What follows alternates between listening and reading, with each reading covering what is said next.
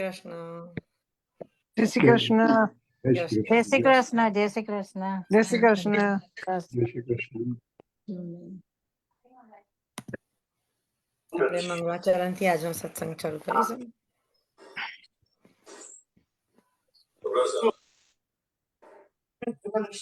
कमाई कर रही है तो उसे फंसाने का एक तरीका मेरे पास है.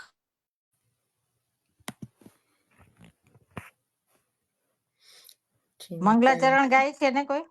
હા, તમે ગાઓ છો રશ્મિબેન? તમે ગાઈ શકો છો. ગાવું છે? યા તો ગાઈ લો. આજે હું ગીતાજીના શ્લોકમાં નથી પણ હું ભજન ગાઈ લઈશ. ઓકે છેલ્લે. હા શ્યોર. તમે મંગળાચરણ પણ ગાવાના છો ને? ગાઈ લો. હા ઓકે ઓકે. શ્યોર. જય શ્રી જય શ્રી કૃષ્ણ.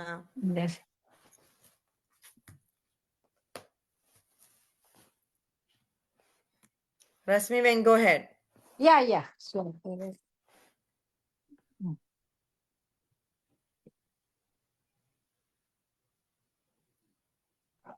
જય શ્રી કૃષ્ણ બધાને. જય શ્રી કૃષ્ણ. જય શ્રી કૃષ્ણ. જય શ્રી કૃષ્ણ. વિડીયો લે કર ને. જસ્ટ મેક શ્યોર કે તમારો બેકગ્રાઉન્ડ નોઇઝ ના આવે. Please mute your audio. Thank you. બરાબર છે ને? જય શ્રી કૃષ્ણ. યસ, જય શ્રી કૃષ્ણ.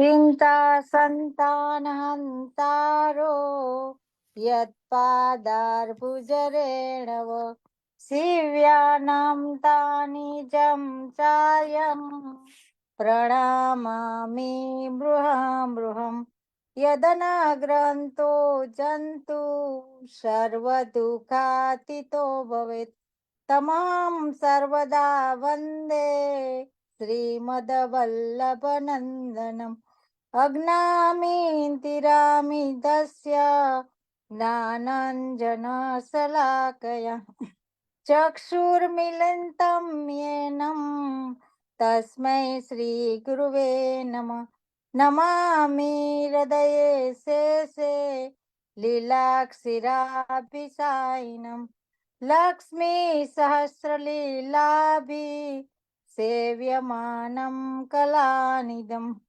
ચતુર્ભિષ્યં ચતુર્ભિસ્વં ચતુર્ભિસ્વત્રિભુજતથા ષડવિરાજતે યોષો પંચધારદયે મમ પંચધારદયે મમ પંચધારદયે મમ. મંગલાચરણ સંપૂર્ણ વલ્ભાચાર્ય રચિત મંગલાચરણ સંપૂર્ણ. બોલ શ્રી ગિરિરાજ ધરણ કી જય. જય શ્રી કૃષ્ણ સર્વ વૈષ્ણવને. સર્વ વૈષ્ણવ જય શ્રી કૃષ્ણ. આપણે હસમુખ અંકલ આપણી સાથે છે તો એ કૃષ્ણ સેવા ફિલોસોફીની કન્ટિન્યુઅસ ટોપિક કરશે. ગો હેડ હસમુખ અંકલ. જરૂર. સૌ જીવોને હસમુખ શાહના જય શ્રી કૃષ્ણ, જય શ્રી વલ્લભ, તેમને પ્રણામ. આજે આપણે પુષ્ટિ સેવાનું તત્વદર્શન અને આચરણ, ફિલોસોફી એન્ડ પ્રેક્ટિસ આ પુષ્ટિ સેવા એ વિષયને આગળ વધારીશું. અત્યાર સુધીમાં આપણે શ્રદ્ધા, નિષ્ઠા, નિસ્સાધનતા, દાસત્વ, દીનતા, શરણાગતિ અને સમર્પણ વિશે વાત કરી ગયા છે. આ બધા ઘટકો સેવામાં કામ લાગે છે. સેવા માત્ર કર્મ નથી. સેવા જો મનથી કરવાની હોય તો બીજા સેવા કરી શરીરથી પણ થાય, આપણી સંપત્તિથી પણ થાય, એની વાત આપણે કરી ગયા છીએ ઓલરેડી. પણ એની સાથે સાથે જે બીજા ઘટકો જોઈએ જે આપણા મન સાથે જોડાયેલા છે, શ્રદ્ધા, નિષ્ઠા, નિસાધનતા, દાસત્વ, દીનતા, શરણાગતિ, સમર્પણ, એ બધા સિવાય સેવા આપણી પૂરી નથી થતી, પૂર્ણ નથી થતી. એ બધાની જરૂર પડે છે. એટલે સેવા માત્ર કર્મ નથી. આપણે એને કર્મ તરીકે કરીએ છીએ એના કરતા કંઈક વધારે છે, ઘણું વધારે છે. તો આજે આપણે નિષ્કામ પ્રેમ વિશે વાત કરીશું. નિષ્કામ પ્રેમને સમજવાની જરૂર છે. પણ એ પહેલા સમર્પણના વિષય સંબંધી વાર્તાલાપ દરમિયાન એક ઘણી જ અગત્યની વાત કહેવાની રહી ગઈ હતી. એ પણ આજે કરીએ.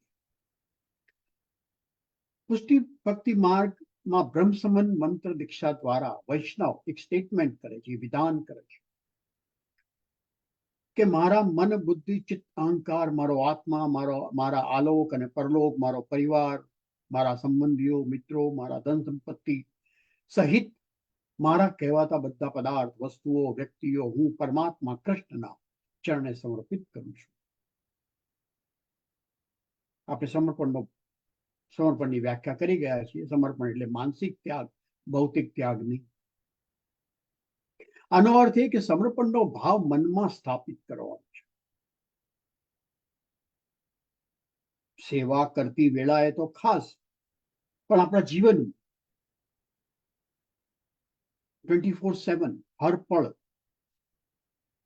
આપણે જેને જે વસ્તુને, વ્યક્તિને, પદાર્થને આપણી માલિકીનું માનીએ છીએ, કહીએ છીએ, એ બધા જ ઉપર માનસિક રીતે પરમાત્મા કૃષ્ણની માલિકી સ્વીકારવાની છે. કારણ કે ખરેખર તો એ બધું જ કૃષ્ણની માલિકીનું છે. મતલબ આપણી પાસે જે કાંઈ છે એ બધું જ કૃષ્ણની જ માલિકીનું છે. તો પછી જે કૃષ્ણની જ માલિકીનું છે એમાંથી થોડુંક જ માત્ર, બધું નહીં, થોડુંક જ માત્ર કૃષ્ણને સમર્પિત કરવાનો ભાવ કરી ને આપણે એનો કોઈ પણ પ્રકારનો બદલો કેવી રીતે લઈ શકીએ? એની સામે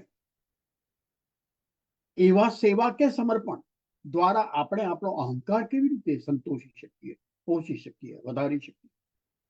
અને છતાંય આપણે આપણી પાસેના ધન સંપત્તિ પ્રભુના મંદિરોમાં કે માનવતાવાદી સામાજિક સંસ્થાઓમાં આપીને આપણા કહેવાતા સમર્પણની ધૂમ ધડાકાભેર જાહેરાતો કરતા જ રહીએ છીએ.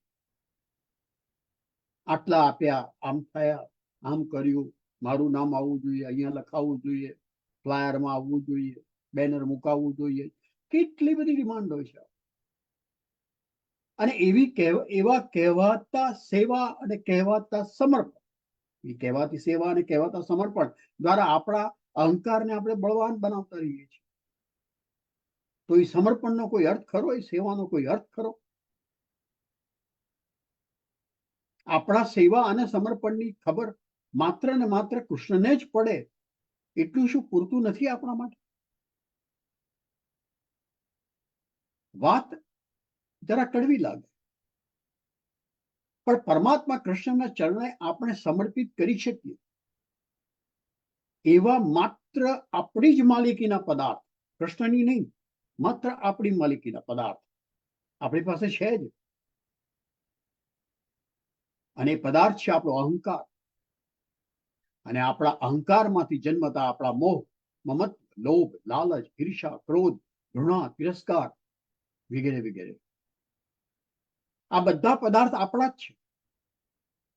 આપણે જે બધાને પેદા કર્યા છે, ઉછેરીને મોટા કર્યા છે, પોષ્યા છે, અને દરરોજ એનો અમલ કરતા રહીએ છીએ. આ બધા પદાર્થ જે 100% આપણી માલિકીના છે, એ બધા કૃષ્ણના ચરણે સમર્પિત કરવાનો પ્રયત્ન આપણે જરૂર કરી શકીએ. અને ત્યારે જ કૃષ્ણ કૃપા થકી આપણું સમર્પણ સિદ્ધ થાય. એ સમર્પણની મનોદશા આપણામાં સ્થિર થાય. આપણા મનમાં એ સમર્પણ અને શરણાગતિ બંને સ્થિર થાય. અને જ્યારે સમર્પણ અને શરણાગતિ બંને સ્થિર થાય, આપણી મનોદશા શરણાગતિની બને, આપણી મનોદશા સમર્પણની બને, ત્યારે જ આપણામાં નિષ્કામ પ્રેમ ઉત્પન્ન થાય, બાકી નહીં. તો નિષ્કામ પ્રેમ એટલે શું? સાંભળનારાઓને ગમતું હોતું નથી, છતાં હું વારંવાર કહેતો હોઉં છું, મારા ઘણા બધા વાર્તાલાપમાં હું કહેતો હોઉં કે આપણને પ્રેમ કરતા આવડતો જ નથી. આપણે કહીએ છીએ, ઢોલ નગારા વગાડીએ છીએ, માતા પિતાને પ્રેમ કરીએ છીએ, પતિ કે પત્નીને પ્રેમ કરીએ છીએ, બેઝિકલી જીવન સાથીને પ્રેમ કરીએ, સંતાનને પ્રેમ કરીએ છીએ, મિત્રોને પ્રેમ કરીએ છીએ, સગા સંબંધીઓને પ્રેમ કરીએ છીએ, દેશને પ્રેમ કરીએ છીએ, વગેરે વગેરે. કૃષ્ણને પ્રેમ કરીએ છીએ, આપણા આરાધ્યને પ્રેમ કરીએ છીએ, દેવી દેવતાઓને પ્રેમ કરીએ છીએ, ભગવાનને પ્રેમ કરીએ છીએ, ઢોલ નગારા આપણે વગાડીએ છીએ. પણ આપણને પ્રેમ કરતા આવડતો નથી. આપણને નથી વ્યક્તિઓને પ્રેમ કરતા આવડતો, કે નથી પરમાત્માને, પ્રભુને, ભગવાન કૃષ્ણને પ્રેમ કરતા આવો. આપણે કોઈને પણ પ્રેમ કરી શકતા જ નથી. કારણ એક જ છે, આપણો પ્રેમ મોટા ભાગે એક સોદા જેવો હોય છે. આપણા પ્રેમમાં શરત હોય છે. ખુલ્લેઆમ શરત હોય કે છાની છપની શરત હોય, પણ શરત તો હોય છે. આપણા મનમાં શરત રાખી હોય કે આપણા હોઠ પર એ શરત આવી હોય, પણ શરત તો હોય છે. આપણે અન્ય પ્રત્યેની આપણી પ્રેમની લાગણીના બદલામાં કોઈક અપેક્ષા રાખતા જ હોઈએ છીએ. કશું ભૌતિક કે મટીરિયાલિસ્ટિક નહીં તો આપણે આપણા પ્રેમના બદલામાં પ્રેમની અપેક્ષા તો રાખતા જ હોઈએ છીએ.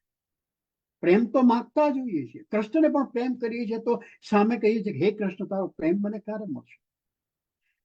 એની મંજૂરી ઉપર નથી છોડતા, એની ઈચ્છા પર નથી છોડતા, એની કૃપા પર નથી છોડતા, માંગણી કરીએ છીએ. આપણી જે પ્રકારની મનોવૃત્તિ છે, આપણી જે પ્રકારની મનોદશા છે, આપણી જે પ્રકારની વિચારસરણી છે, એના માટે આ સત્ય સ્વીકારવું અઘરું છે. આપણા માટે અઘરું છે એ સ્વીકારવું કે આપણે જેને પ્રેમની લાગણી કહીએ છીએ એ હંમેશા શરતી લાગણી છે, જેને સાચા અર્થમાં તો મોહ જ કહી શકાય, પ્રેમ નહીં. મોહ એટલે આધાર શોધતી લાગણી, વળતરની અપેક્ષા રાખતી લાગણી, અપેક્ષા રાખતી લાગણી, અને આધાર કે અપેક્ષા વિના મરી પડવાતી પરવારતી. જો આધાર ન મળે આપણી લાગણીનો, જો એના બદલામાં કોઈ વળતર ન મળે તો એ લાગણી આપણી મરી પડવાતી. આપણે બધાને અનુભવ છે. એને મોહ કહેવાય, એને ઇમોશનલ ડિપેન્ડન્સ, એને ઇન્ફેચ્યુએશન કહેવાય, પ્રેમ ન કહેવાય. અને પ્રેમને આપણે જેને કહીએ છીએ પ્રેમ, એ પ્રેમથી ખરેખર જેને પ્રેમ કહી શકાય એને જુદો પાડવો પડે છે. એટલા માટે આપણે નિષ્કામ પ્રેમ કહીએ છીએ. પ્રેમની આગળ એક વિશેષણ, એક એડજેક્ટિવ મૂકીએ છીએ, નિષ્કામ પ્રેમ. પણ આપણે જે કરીએ છીએ મોહ છે, અને આ મોહના કારણે તો આપણે દુઃખી થઈ ગઈએ છીએ. આપણા કહેવાતા પ્રેમનો આપણી અપેક્ષા પ્રમાણેનો પડઘો ના પડે, આપણને કોઈ બદલો ના મળે, તો આપણે ક્ષણિક કે કાયમી હતાશા, નિરાશા, ક્રોધ, ઉદાસીનતા, નકારાત્મકતા વગેરે અનુભવીએ છીએ. અપેક્ષા હોય તો ક્યારેક ઉપેક્ષા અનુભવવી પડે, એવો નિયમ તો છે જ. અને આપણા બધાનો એવો અનુભવ છે. એવો અનુભવ ના હોય તો જ નવાય. કોઈ એમ કે ના, મને એવો અનુભવ નથી, એ શક્ય નથી. હોય જ. આપણા આ કહેવાતા પ્રેમ જે ખરેખર તો મોહ જ છે, એનો વિકલ્પ શું? તો સૌથી અસરકારક વિકલ્પ, ઓપ્શન, ઓલ્ટરનેટિવ, નિષ્કામ નિસ્વાર્થ પ્રેમ. એવી લાગણી જેના બદલામાં કોઈ માંગણી નહીં, માત્ર ને માત્ર આશા, અપેક્ષા, બદલાની આશા વિનાની બિનશરતી લાગણી, કોઈ શરત જ નહીં. આવી લાગણીને જ પ્રેમ કહેવાય. પ્રેમ શબ્દને ખરેખર તો નિષ્કામ કે નિસ્વાર્થ જેવા કોઈ વિશેષણની જરૂર જ ના હોય, કારણ કે પ્રેમ હંમેશા નિષ્કામ ને નિસ્વાર્થ જ હોય. પરંતુ આપણે પ્રેમ શબ્દનો એવો તે ભેળસેળ વાળો અર્થ કરી નાખ્યો છે, અને પ્રેમની પ્રેક્ટિસ પણ એવી જ ભેળસેળ વાળી કરી નાખી છે કે પ્રેમ શબ્દના સાચા અર્થને સમજાવવા માટે નિષ્કામ, નિસ્વાર્થ, દિવ્ય એવા વિશેષણો, એડજેક્ટિવ્સ નો ઉપયોગ કરવો. નિષ્કામ નિસ્વાર્થ પ્રેમ સ્વભાવગત જ હોઈ શકે. મારો સ્વભાવ જ હોઈ શકે નિષ્કામ પ્રેમ કરવાનો. એ વસ્તુગત ન હોઈ શકે. કોઈના માટે હોય ને કોઈના માટે ન હોય એ ન બની શકે. નિષ્કામ પ્રેમ ખીલેલા ફૂલની સુગંધ જેવો હોય. જે સુગંધને લેનાર હોય કે ના હોય, ફૂલ એ સુગંધ પ્રસરાવતું જ હોય. તો નિષ્કામ પ્રેમ મારો સ્વભાવ હોય, કોઈ વસ્તુગત ના હોય, વ્યક્તિગત ના હોય કે આ વ્યક્તિ તરફ મારો નિષ્કામ પ્રેમ હોય અને આ વ્યક્તિ તરફ મારો નિષ્કામ પ્રેમ ના હોય. નિષ્કામ પ્રેમ આપણો સ્વભાવ હોવું, અને જેથી આપણે પરમાત્મા કૃષ્ણના સર્વ સર્જન પ્રત્યે નિષ્કામ પ્રેમની લાગણી ધરાવીએ, કોઈ પણ પ્રકારના ભેદ પાડ્યા વિના. પરંતુ આવો પ્રેમ આપણે કરી શકતા નથી, કારણ કે આપણને નડે છે આપણો અહંકાર, અને એ અહંકાર ઉપર આધારિત આપણું મમત્વ, માલિકીપણાનો ભાવ, our ego and possessiveness that stops us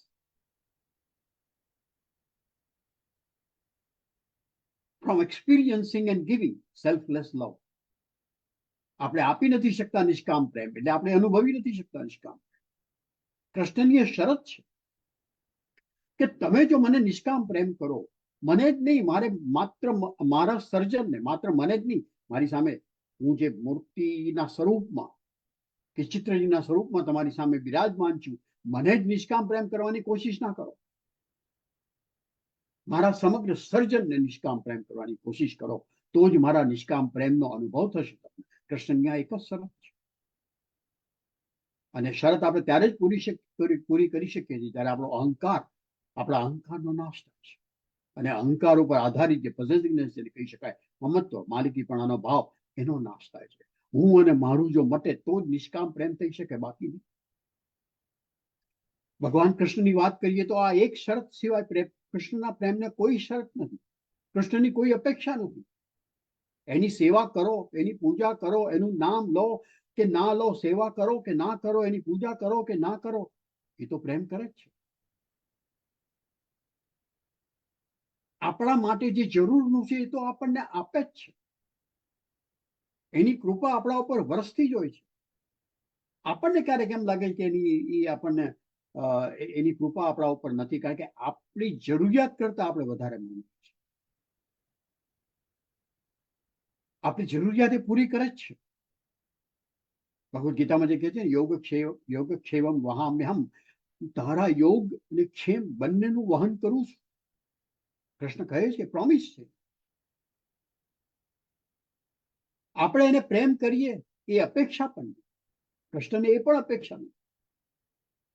આપણે એની સેવા, પૂજા, પ્રાર્થના નહીં કરીએ, એના પ્રત્યે પ્રેમની લાગણી પણ નહીં રાખીએ કે દર્શાવીએ, તો પણ આપણા કાર્ય સિદ્ધ થતા જશે, પૂરા થતા જશે, પૂર્ણ થતા જશે. આપણી જરૂરિયાતો પણ પૂરી થતી જશે. અલબત્ત આપણે જો પરમાત્મા કૃષ્ણ નિષ્કામ નિસ્વાર્થ પ્રેમ કરીશું, તો બોનસમાં આપણને એના પ્રેમનો અંગત અનુભવ મળશે. આ એની વાત છે, આ એનું પ્રોમિસ છે, આ એની શરત છે. નિષ્કામ પ્રેમ એવી કૃષ્ણ અને શ્રી મહાપ્રભુજીએ ગેરંટી આપી છે. આપણે ગેરંટીનો ઉપયોગ કરતા શીખ્યા નથી, શીખતા નથી, એ અલગ વાત છે. સેવા કરીએ છીએ, અડધો કલાક, 2 કલાક, 4 કલાક, ઘણા 8 કલાક, હું નો. પણ કૃષ્ણના સર્જન સાથે, એક સર્જન સાથે નિષ્કામ પ્રેમની પ્રેક્ટિસ કરે છે ખરા. અને પરમાત્મા કૃષ્ણને એની સમગ્ર સૃષ્ટિ નિષ્કામ નિસ્વાર્થ પ્રેમ કરવાનું શીખી શકાય તો એક જ રીતે આપણી આસપાસ જે વ્યક્તિઓ છે, દુનિયામાં 7 બિલિયનનું પોપ્યુલેશન છે, આપણે બધાને આપણા પ્રેમનો પ્રસાદ ચખાડવા નથી જવા, પણ આપણી આસપાસ જે વ્યક્તિઓ છે, વ્યક્તિ અહંકારની પ્રેક્ટિસ ક્યાં કરે? આપ પોતાની આસપાસના હોય એની આગળ જ અહંકારની પ્રેક્ટિસ થાય છે ને. આપણે નવું ઘર લીધું હોય, મોંઘી ગાડી લીધી, તો આપણે કોને બતાવીએ છીએ? આપણા મિત્રોને, સગા સંબંધીઓ, રાઈટ. બીજા કોની પાસે આપણે પોરસ કરીએ, બીજા કોની પાસે આપણે અહંકાર ને બળ આપીએ છીએ? તો આપણી આસપાસ જે વ્યક્તિઓ છે, પરિવારના સભ્યો, સગા સંબંધી, સહકાર્યકર્તાઓ, મિત્રો, અને એવા અજાણ્યા જેમના સંપર્કમાં આપણે ક્યારેક આવીએ છીએ ટેમ્પરરી, એ બધા સાથે આપણે કોઈ પણ પ્રકારના અંગત લાભ કે બદલાની આશા, અપેક્ષા, માંગણી વિના નિષ્કામ પ્રેમની પ્રેક્ટિસ કરીશું. એ બધા પ્રતિના જે આપણને પ્રેમની લાગણી હોય એને આપણો સ્વભાવ બનાવી છે કે કોઈ અપેક્ષા જ નહીં, કોઈ અપેક્ષા નહીં. પણ આવી પ્રેક્ટિસ આપણે જેને ઠાકોરજી કહીએ છીએ, એ મૂર્તિ, એ સ્વરૂપ કે ચિત્રજીની સાથે ના થઈ શકે. મંદિરમાં બેઠા બેઠા ના થઈ શકે. ઘરના મંદિરમાં બેઠા હોય કે સાર્વજનિક મંદિરમાં, ત્યાં બેઠા બેઠા ના થઈ શકે. એ પ્રેક્ટિસ સમાજમાંથી છે. એ પ્રેક્ટિસ આપણી આજુબાજુમાં વસતી વ્યક્તિઓ સાથે, આપણા સંપર્કમાં રહેતી વ્યક્તિઓ સાથે થઈ શકે. નિષ્કામ પ્રેમની પ્રેક્ટિસ બીજે ના થઈ શકે. અને એ પ્રેક્ટિસ વિના આપણે નિષ્કામ પ્રેમ કરતા શીખવાના જ નથી. આ હકીકત છે. અને જો એમ હોય તો કૃષ્ણ આપણને એમના નિષ્કામ પ્રેમનો અનુભવ કરાવવાના છે. તો આ પ્રેક્ટિસ કરવાની જરૂર છે. દિનતાની પ્રેક્ટિસ પણ, દાસત્વની પ્રેક્ટિસ પણ સમાજ સાથે જ થઈ શકે. નિષ્કામ પ્રેમની પ્રેક્ટિસ પણ સમાજ સાથે જ થઈ શકે. મંદિરમાં ન થઈ શકે, કૃષ્ણ સાથે ન થઈ શકે, કૃષ્ણ તો ક્યાં આપણી કોઈ પણ લાગણીનો પ્રતિસાદ આપે છે, ક્યાં કોઈ આપણી લાગણીઓ એ પ્રતિભાવ આપે છે, કોઈ રિસ્પોન્સ આપે છે? હજુ તો નથી આપતા. આપશે ત્યારની વાત છે. તો એ પ્રેક્ટિસ સેવા દરમિયાન ના થઈ શકે, બાકીના સમય દરમિયાન થઈ શકે. તો એ પ્રેક્ટિસ કરવાની જરૂર છે. આજે અહીં જ વિરમું. પુષ્ટિ સેવા તત્વદર્શન વિષય વિશે વધુ વાત હવે પછીના સત્સંગમાં કરીશું. આપ સૌ આપના મન હૃદય ખુલ્લા કરીને મને સાંભળો છો, એ મારું સદભાગ્ય છે. આપ સૌનો આભાર. મને વાર્તાલાપ માટે નિમંત્રણ આપવા બદલ સેજલબેનનો આભાર. મારી વાતો પુસ્તકોમાં લખેલી નહીં લાગતી હોય, મારી વાતો કદાચ કડવી અને વિચિત્ર પણ લાગતી હશે, પણ મારી વાતો છે. જય શ્રી કૃષ્ણ. જય શ્રી જય શ્રી કૃષ્ણ હસમુખ અંકલ. આજે ખરેખર બહુ સરસ કીધું તમે. બધાની આંખો આમ ખુલી ગઈ છે. It's good. આવી રીતે સમાજમાં જ આપણે એનો પ્રયોગ કરી શકીએ, આવી રીતે નિષ્કામ કરી કર્મનો. શકીએ. રાઈટ, બીએ ક્યાં Right. કરી શકીએ? પણ એક વસ્તુ છે એ પણ કે આપણે પ્રેક્ટિસ કરતા હોય પણ સામેવાળું આપણને એકદમ થર્ડ ક્લાસ રીતે રિસ્પોન્સ આપે તો પછી ના. આપણું આધ્યાત્મિક યાત્રા કોણે કરવાની છે? હસમુખે હા. કરવાની છે, સેજલે કરવાની છે. બરાબર છે. હા ત્યાંની આધ્યાત્મિક યાત્રા વિશે આપણે ચિંતા નથી કરવાની. આપણે એ જ ચિંતા કરીએ છીએ. Okay. સામેવાળાની ચિંતા નથી કરવાની. પણ આપણે એક વખત કરીએ, બે વખત કરીએ, પછી સામેવાળો Doesn't matter. continuously માની લો કે આપણને તકલીફ થતી હોય, થાય, બરાબર છે. આપણે પણ મનુષ્ય છીએ, કે સંત નથી, રાઈટ? તો આપણને તકલીફ થાય તો વી કેન ઓલવેઝ વિથડ્રો. બરાબર છે. ઇન્ટરેક્શન કરવાની જગ્યાએ આપણે વિથડ્રો કરી શકીએ. વિથડ્રો કરી શકીએ. પણ જ્યાં વિથડ્રો ન કરી શકતા ત્યાં આ પ્રેક્ટિસ કરવી જરૂરી છે. અને પરિવારમાં શરૂ કરી છે, પતિ સાથે, પત્ની સાથે, માતા પિતા સાથે, સંતાન સાથે. એ લોકોને તો કોઈ ચોઈસ જ નથી, એટલે એ લોકો તો ના, એના માટે આપણને કોઈ ચોઈસ નથી, એમ છે. બરાબર નો, છે. આપણે પણ એ લોકોની સાથે કોઈ ચોઈસ નથી. કરેક્ટ. અને આપણને એ રીતે વર્તા જોશે ને તો એ પણ કરશે. તારીખ બહુ સરસ I hope so. એક એ વસ્તુ છે, Haribhai, because I tried so many times હા, અને હરિભાઈ સામેવાળાનો પછી રિસ્પોન્સ નહીં, પણ એ લોકો વાત પણ પછી નથી કરતા હોતા, સો વી જસ્ટ કાઇન્ડ ઓફ કર ઇટ આઉટ, પછી આપણે વિથડ્રો કરી દઈએ, એવું થઈ જાય. ના, બરાબર. અમુક સંબંધોમાંથી કરવું પડે, અમુક સંબંધોમાંથી વિથડ્રો ના થઈ શકે. બરાબર છે. આ એક પ્રસંગ કહું, થોડો એકાદ મિનિટ લાગશે, એકાદ 2 મિનિટ. હરિભાઈ કોઠારી કરીને એક પ્રવચનકાર, હવે તો નથી, સ્વાધ્યાય મુવમેન્ટ સાથે હતા. એમની સાથે એક વખત મળવાનું થયું હતું ને એમને પ્રવચન પણ સાંભળવાનું થયું હતું એ વખતે. તો એ કહે કે એમની પાસે એક નજીક મારેથી કોઈ સગાની દીકરી આવી, એના લગ્ન હશે. તો કે તમે મને શું સલાહ આપો છો? હું આ લગ્ન કરી રહી છું, તો મને સલાહ આપો. હું તમને બહુ માનું છું, મારા વડીલ માનું છું, તમારી વાતો. તો કે એક જ વસ્તુ, મને પ્રોમિસ કર, 6 મહિના સુધી, સાસરીમાં જાય છે ને, 6 મહિના સુધી સાસરીમાં જે કોઈ હોય, સાસુ, સસરા, જેઠાણી, જેઠ, પતિ, બધા એ જે કહે કરજે. હા, તારી શું પસંદગી છે, તારો શું આગ્રહ છે, કહેતી. પણ એમ કે મારી કઈ ચોઈસ હોય ને આમ ને તેને દલીલ કરી કે તું મારી પાસે સલાહ લેવા આવી છે ને, હું કહું એ કરજે 6 મહિના. અને 6 મહિના પછી આવીને મને મળ્યું. 6 મહિના પછી આવી એ કે મેં આ કરવા માંડ્યું ને, હવે મારે મારી વાત મનાવી હોય તો 1 સેકન્ડમાં મનાઈ જાય છે, કારણ કે મેં આ કરવાનું છે. એટલે હવે હું કોઈ વાત મૂકું છું તો એ હાથ પાડે છે, કોઈ દિવસ ના આવતી જ નથી. That's how it works. Oh, okay. Yeah, you have to change yourself first. Yes. Exactly. આપણે આધ્યાત્મિક યાત્રા કરવાની, બીજાની શું કરવા ચિંતા કરે? બરાબર. તકલીફ પડે, અઘરું છે, નો ડાઉટ અબાઉટ ઇટ. પણ સહેલું શું છે? હા, સેવાનું કર્મ કરવું સહેલું છે, અને જે બધા કરે છે. અઘરી વસ્તુ કોઈ કરતું નથી ને કોઈ કહેતું નથી. We need to talk more about this topic. It's very interesting. Definitely. મારી વાતો થોડી કડવી હશે, no doubt about. No, but it's very realistic and it makes sense. Thank you. જય શ્રી કૃષ્ણ. મારે જવું પડશે. ગીતા આંટી, રીટા આંટી, આપણે ભાગવત પુરાણ વાંચીએ. જય શ્રી કૃષ્ણ. જય શ્રી કૃષ્ણ. જય શ્રી કૃષ્ણ. આપણે ભાગવત પુરાણનું કન્ટિન્યુ કરીએ. Okay. Chapter 2. Okay thank you. Sure.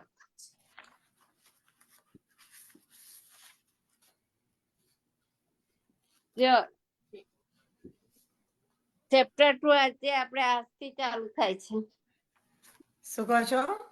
આજથી ચાલુ થાય છે ચેપ્ટર 2. હા, ચેપ્ટર 2. Yes yes. હમ. તમે રેડી Yeah. ના હો તો આપણે 84 વૈષ્ણવની વાર્તા વાંચીએ. તમે ના રેડી છો? ના હું રેડી જ છું, ઓકે. વાંધો નથી, રેડી જ છું. મારું ભાગવત અહીંયા જ છે.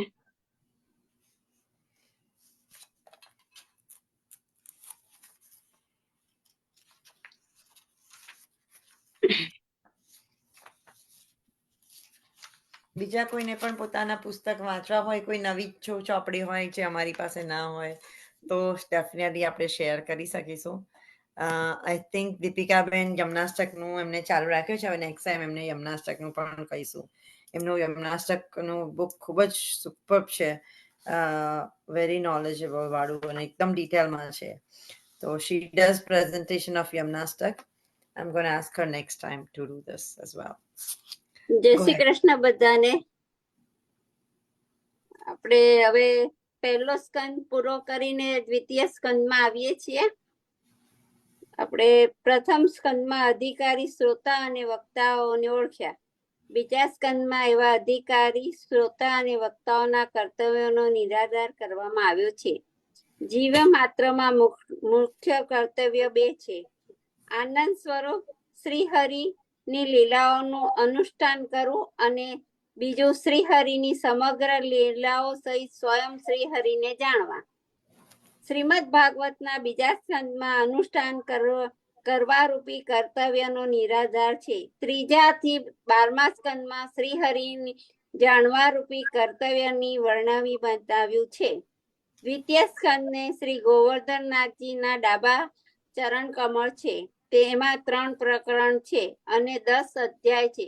પ્રથમ પ્રકરણમાં તત્વ નિરાધાર, બીજા શ્રદ્ધામાં અને ત્રીજાના મનની અને ચિંતનનો વિચાર કરવામાં આવ્યો છે. રાજા પરીક્ષિત બંને હાથ જોડી એક ચિત્તે શ્રી શુકના મુખની વાણી સંભળાવે છે. પરીક્ષિતનો પ્રશ્ન બહુ ઉત્તમ છે. રાજાને પોતાનું માનવ જીવનનું કૃતાર્થ કરવું છે. તેથી રાજા પૂછે છે, માનવ જીવનને કૃતાર્થ કરવા માટે જીવે શું કરવું? આવો ઉત્તમ પ્રશ્ન પૂછવા માટે સુખદેવજી પરીક્ષિતને ધન્યવાદ આપે છે. આજે તો લોકો પોતાના જીવનને ટકાવી રાખવા મથે છે.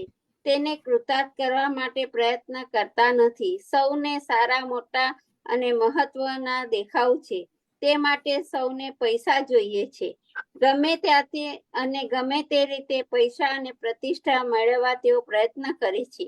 જીવનની કૃતાર્થતાથી તેમને કશી પરવા નથી. એક શિષ્યએ 12 વર્ષ સુધી યોગ સાધના કરી અને પાણી ઉપર પગે ચાલવાની સિદ્ધિ પ્રાપ્ત કરી.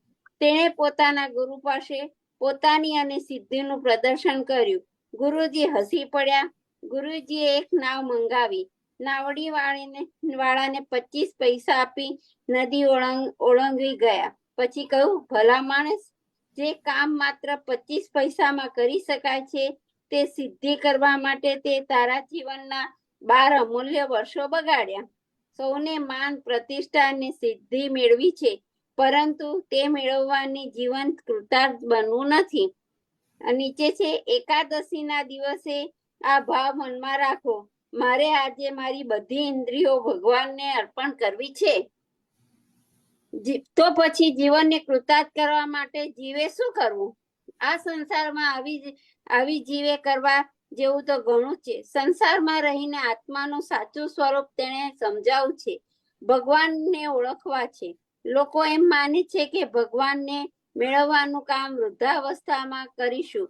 અત્યારે તો પૈસા મેળવી લઈએ, પછી શાંતિથી ભગવાનને મેળવવાનો ઉદ્યમ આદરીશું. પૈસો જો શાંતિથી મળતો હોત તો ઘણા ધનિક માણસોને પરમ શાંતિ મળતી હોત. પછી જુઓ ને એમને આપને કેટલી શાંતિ મળી છે. જેમ વધુ ધન તેમ વધુ ચિંતા અને વધુ અશાંતિ. ધન મળવાથી કોઈને જ શાંતિ મળે છે. શાંતિ તેને મળી છે જે ધનનો સદુપયોગ કરી જાણે છે. બીજા માટે ધનનો ઉપયોગ કરી શકે છે. પોતાના ભોગ વિલાસ માટે જે ધનનો ઉપયોગ કરતો નથી એવો કોઈ વિરલાને જ ધન વડે શાંતિ મળે છે. લોકો પોતાની વૃદ્ધાવસ્થામાં ભગવાનને મેળવવાનો ઉદ્યમ કરે છે. કાળ ક્યારે આવીને તમારો ગ્રાસ કરી જશે તેની તમને ખાતરી છે ખરી? અને માની લો કે તમે વૃદ્ધ થયા, પરંતુ ત્યારે તમારાથી પ્રભુ પ્રાપ્તિનો ઉદ્યમ થશે ખરો? જ્યારે હાથ કાપતા હશે, પગ ડગમગતા હશે, આંખે ઝાખપ હશે, ત્યારે તમે પ્રભુ મેળવવાનો પુરુષાર્થ કરી શકશો ખરા? પુરુષાર્થ કરવાનો સાચો સમય છે યુવાવસ્થા. સર્વ પુરુષાર્થનું સાધન છે યુવાવસ્થા. યુવાન ઈચ્છે છે તે મેળવે છે. તે વિકાસ પણ સાધી શકે છે અને વિનાશ પણ નોતરી શકે છે. પોતાના જીવનનો વિકાસ કે વિનાશ કરવાનો સાચો સંયમ છે યુવાવસ્થા. યુવાવસ્થામાં સાચો પુરુષાર્થ કરી શકાય, પરંતુ આજે તો યુવાવસ્થામાં તમે ભોગ વિલાસ, માણસો અને મોજ શોખ કરવાનો પુરુષાર્થ કરો છો, અને જે એકમાત્ર કરવો જેવો પુરુષાર્થ છે અને જેના દ્વારા તમારા જીવનને કૃતાર્થ બનવાનું છે, તે પરમ પુરુષાર્થને અનિશ્ચિત અને અસહાય એવી વૃદ્ધાવસ્થા ઉપર છોડી દો છો. કલિકાળમાં તપને અવકાશ નથી, યોગીને ક્ષમતા નથી, તર્ક માટે સંયમ નથી. એવા સમયે ભગવાનને ઓળખવા માટે તો એકમાત્ર માર્ગ જો હોય તો તે છે ભગવત સ્મરણનો માર્ગ. પછી નીચે છે દેહરૂપી ભવનમાં ભગવાનનો પ્રવેશ કરવા માટે આંખ અને કાન તેના દ્વારા સમાન છે. શ્રી વિષ્ણુ સહસ્ત્ર નામમાં કહ્યું છે કે યક્ષ સ્મરણ માત્રેન, એટલે કે તેના સ્મરણ માત્રથી જ મુક્તિ મળે છે. જીવનને કૃતાર્થ બનાવવા માટે તમારા આત્માને ઓળખો. ભગવાનને મેળવવા માટે તેનું નિરંતર સ્મરણ કરો. જીવન ઘણું લાંબુ છે એમ કદી ન માનશો. જીવન તો ક્ષણિક છે. કાળની અબાધિત ગતિમાં 100 વર્ષ આયુષ્ય તમને મળે તો પણ તે ક્ષણ જ છે. એક ઠોકર વાગશે અને તમારા પ્રાણ નીકળી જશે. એક અકસ્માત થશે અને તમે ચાલ્યા જશો. જીવન તો એક મુહૂર્ત માત્ર છે એમ વિચારીને એ રીતે તેનો ઉપયોગ કરો. અયોધ્યાના રાજા ખટવાંગ ઘણા સમર્થ વીર પુરુષ હતા. દેવો પણ તેમની સહાય યાચતા. એક વખત તેમની સહાયથી દેવોને દૈત્ય હરાવ્યા. પછી રાજા થઈ દેવોએ ખટવાંગ રાજાને વરદાન માંગવા કહ્યું. રાજાએ પૂછ્યું, મારું આયુષ્ય કેટલું બાકી રહ્યું છે? દેવોએ કહ્યું, માત્ર એક જ મુહૂર્ત તેટલું. રાજાએ વિચાર્યું, આ એક મુહૂર્તમાં ભોગ ભોગવવાની તૃપ્તિ થશે નહીં. પ્રભુનો સંયોગ થઈ જાય તો જીવન કૃતાર્થ બને. તેમણે દેવોને વિનંતી કરી, મને મારી અયોધ્યા નગરીમાં મૂકી દો. અયોધ્યા આવીને સગળું છોડ ભગવાનનું એક ચિત્તે સ્મરણ કરવા તેઓ સૂર્ય કિનારે બેસી ગયા. મુહૂર્ત માત્રમાં પ્રભુ પદ પામ્યા. રાજા પરીક્ષિતને 7 દિવસ પછી મૃત્યુને ભેટવાનું હતું. તેઓ મૃત્યુથી અભય ઈચ્છતા હતા. માટે તો તેમણે સુખદેવજીને પૂછ્યું, મૃત્યુથી અભય ઈચ્છતા મારા જેવા જીવને શું કરવું? સુખદેવજીએ તેમને કહ્યું, જો કોઈ અભયની ઈચ્છા રાખતું હોય તો તેમણે શરૂઆતમાં ભગવાન શ્રી કૃષ્ણના ગુણોનું અને તેમની લીલાઓનું શ્રવણ, કીર્તન અને સ્મરણ કરવું. એવું સ્મરણ અંતકાળ સુધી કરવાનું. જે જીવ અંતકાળ સુધી સ્મરણ કરી શકે છે તેનું જીવન કૃતાર્થ બની જાય છે. મરણથી તેનો અભય મળે છે. જન્મ લાભ પરમ પુરુષામ અંતે નારાયણ સ્મૃતિ. સુખદેવજી કહે છે, અંતકાળ સુધી ભગવાનનું સ્મરણ ટકી રહે તો મૃત્યુ બિચારું બાપડું બની જાય છે. પરમાત્મા જે સ્થિતિમાં રાખે તે સ્થિતિમાં સંતોષ પામીને ઈશ્વરનું સ્મરણ કરવું જોઈએ. પછી આ બાપડું બની જાય છે. અંતકાળે ભગવાનનું સ્મરણ કોણ કરી શકે? જેણે આખું જીવન ભગવાનનું નામ લીધું હોય તે. જેણે આખું જીવન ભોગ વિલાસમાં, ધન પ્રાપ્તિમાં કે લૌકિક વ્યવહારની પૂર્તિમાં ગાળ્યું હોય તેનો જીવ અંતકાળે નારાયણને યાદ ન કરી શકે. એક ડોસો માંદો પડ્યો. તેણે પોતાનું આખું જીવન દ્રવ્ય પ્રાપ્તિ અને દ્રવ્ય રક્ષામાં ગાળ્યું હતું. તેનો અંતકાળ નજીક આવ્યો. છોકરાઓ બાપાને કહે, બાપા બોલો શ્રી કૃષ્ણ ગોવિંદ હરે મુરારી, હે નાથ નારાયણ વાસુદેવ. પરંતુ ડોસાને ઝંખના છે. પોતે એકઠા કરેલા ધનની તેના મોઢામાંથી ભગવાનનું નામ નીકળતું નથી. તેણે જીવનમાં કદી ભગવાનનું નામ લીધું નથી. મનમાં તો દ્રવ્યનું ચિંતન છે. પોતે એકઠા કરેલા ધનનું શું થશે? દીકરાઓ તેનું રક્ષણ સારી રીતે કરી શકશે ખરા કે નહીં તે વેડફી મારશે. એટલામાં તેની નજર આંગણામાં ગઈ. જોયું તો વાછરડો દાંતમાં સાવરણી પકડી તેને ચાવતો હતો. આવું નુકસાન થતું હોય તે ડોસાથી કેવી રીતે સહન થાય? ડોસાને દુઃખ થાય છે કે અરે મેં આટલો પરિશ્રમ કરી આ બધું ધન એકઠું કર્યું છે. મારા છોકરાઓ કોઈ ચીજ વસ્તુની દરકાર નથી. મારા ગયા પછી એ લોકો ઘર કેવી રીતે ચલાવશે? ડોસાની નાડીઓ તૂટતી હતી. જીભ જકડાઈ ગઈ હતી. છતાં પોતાના દીકરાઓને સાવચેત કરવા તે બોલ્યા ગયો તૂટક શબ્દમાં વસાવા વાસા બોલાવ્યું. એટલે છોકરાએ લાગ્યું બાપા વાસુદેવ બોલવા જાય છે. પરંતુ બીજા છોકરાઓ બાપાને સારી રીતે ઓળખતા હતા. તેમને ચકડ વકડ થતી આંખો જોઈ તેમને લાગ્યું કે બાપા કંઈક કહેવા માંગે છે. બાપા ભગવાનનું નામ લે એવા તો નથી જ.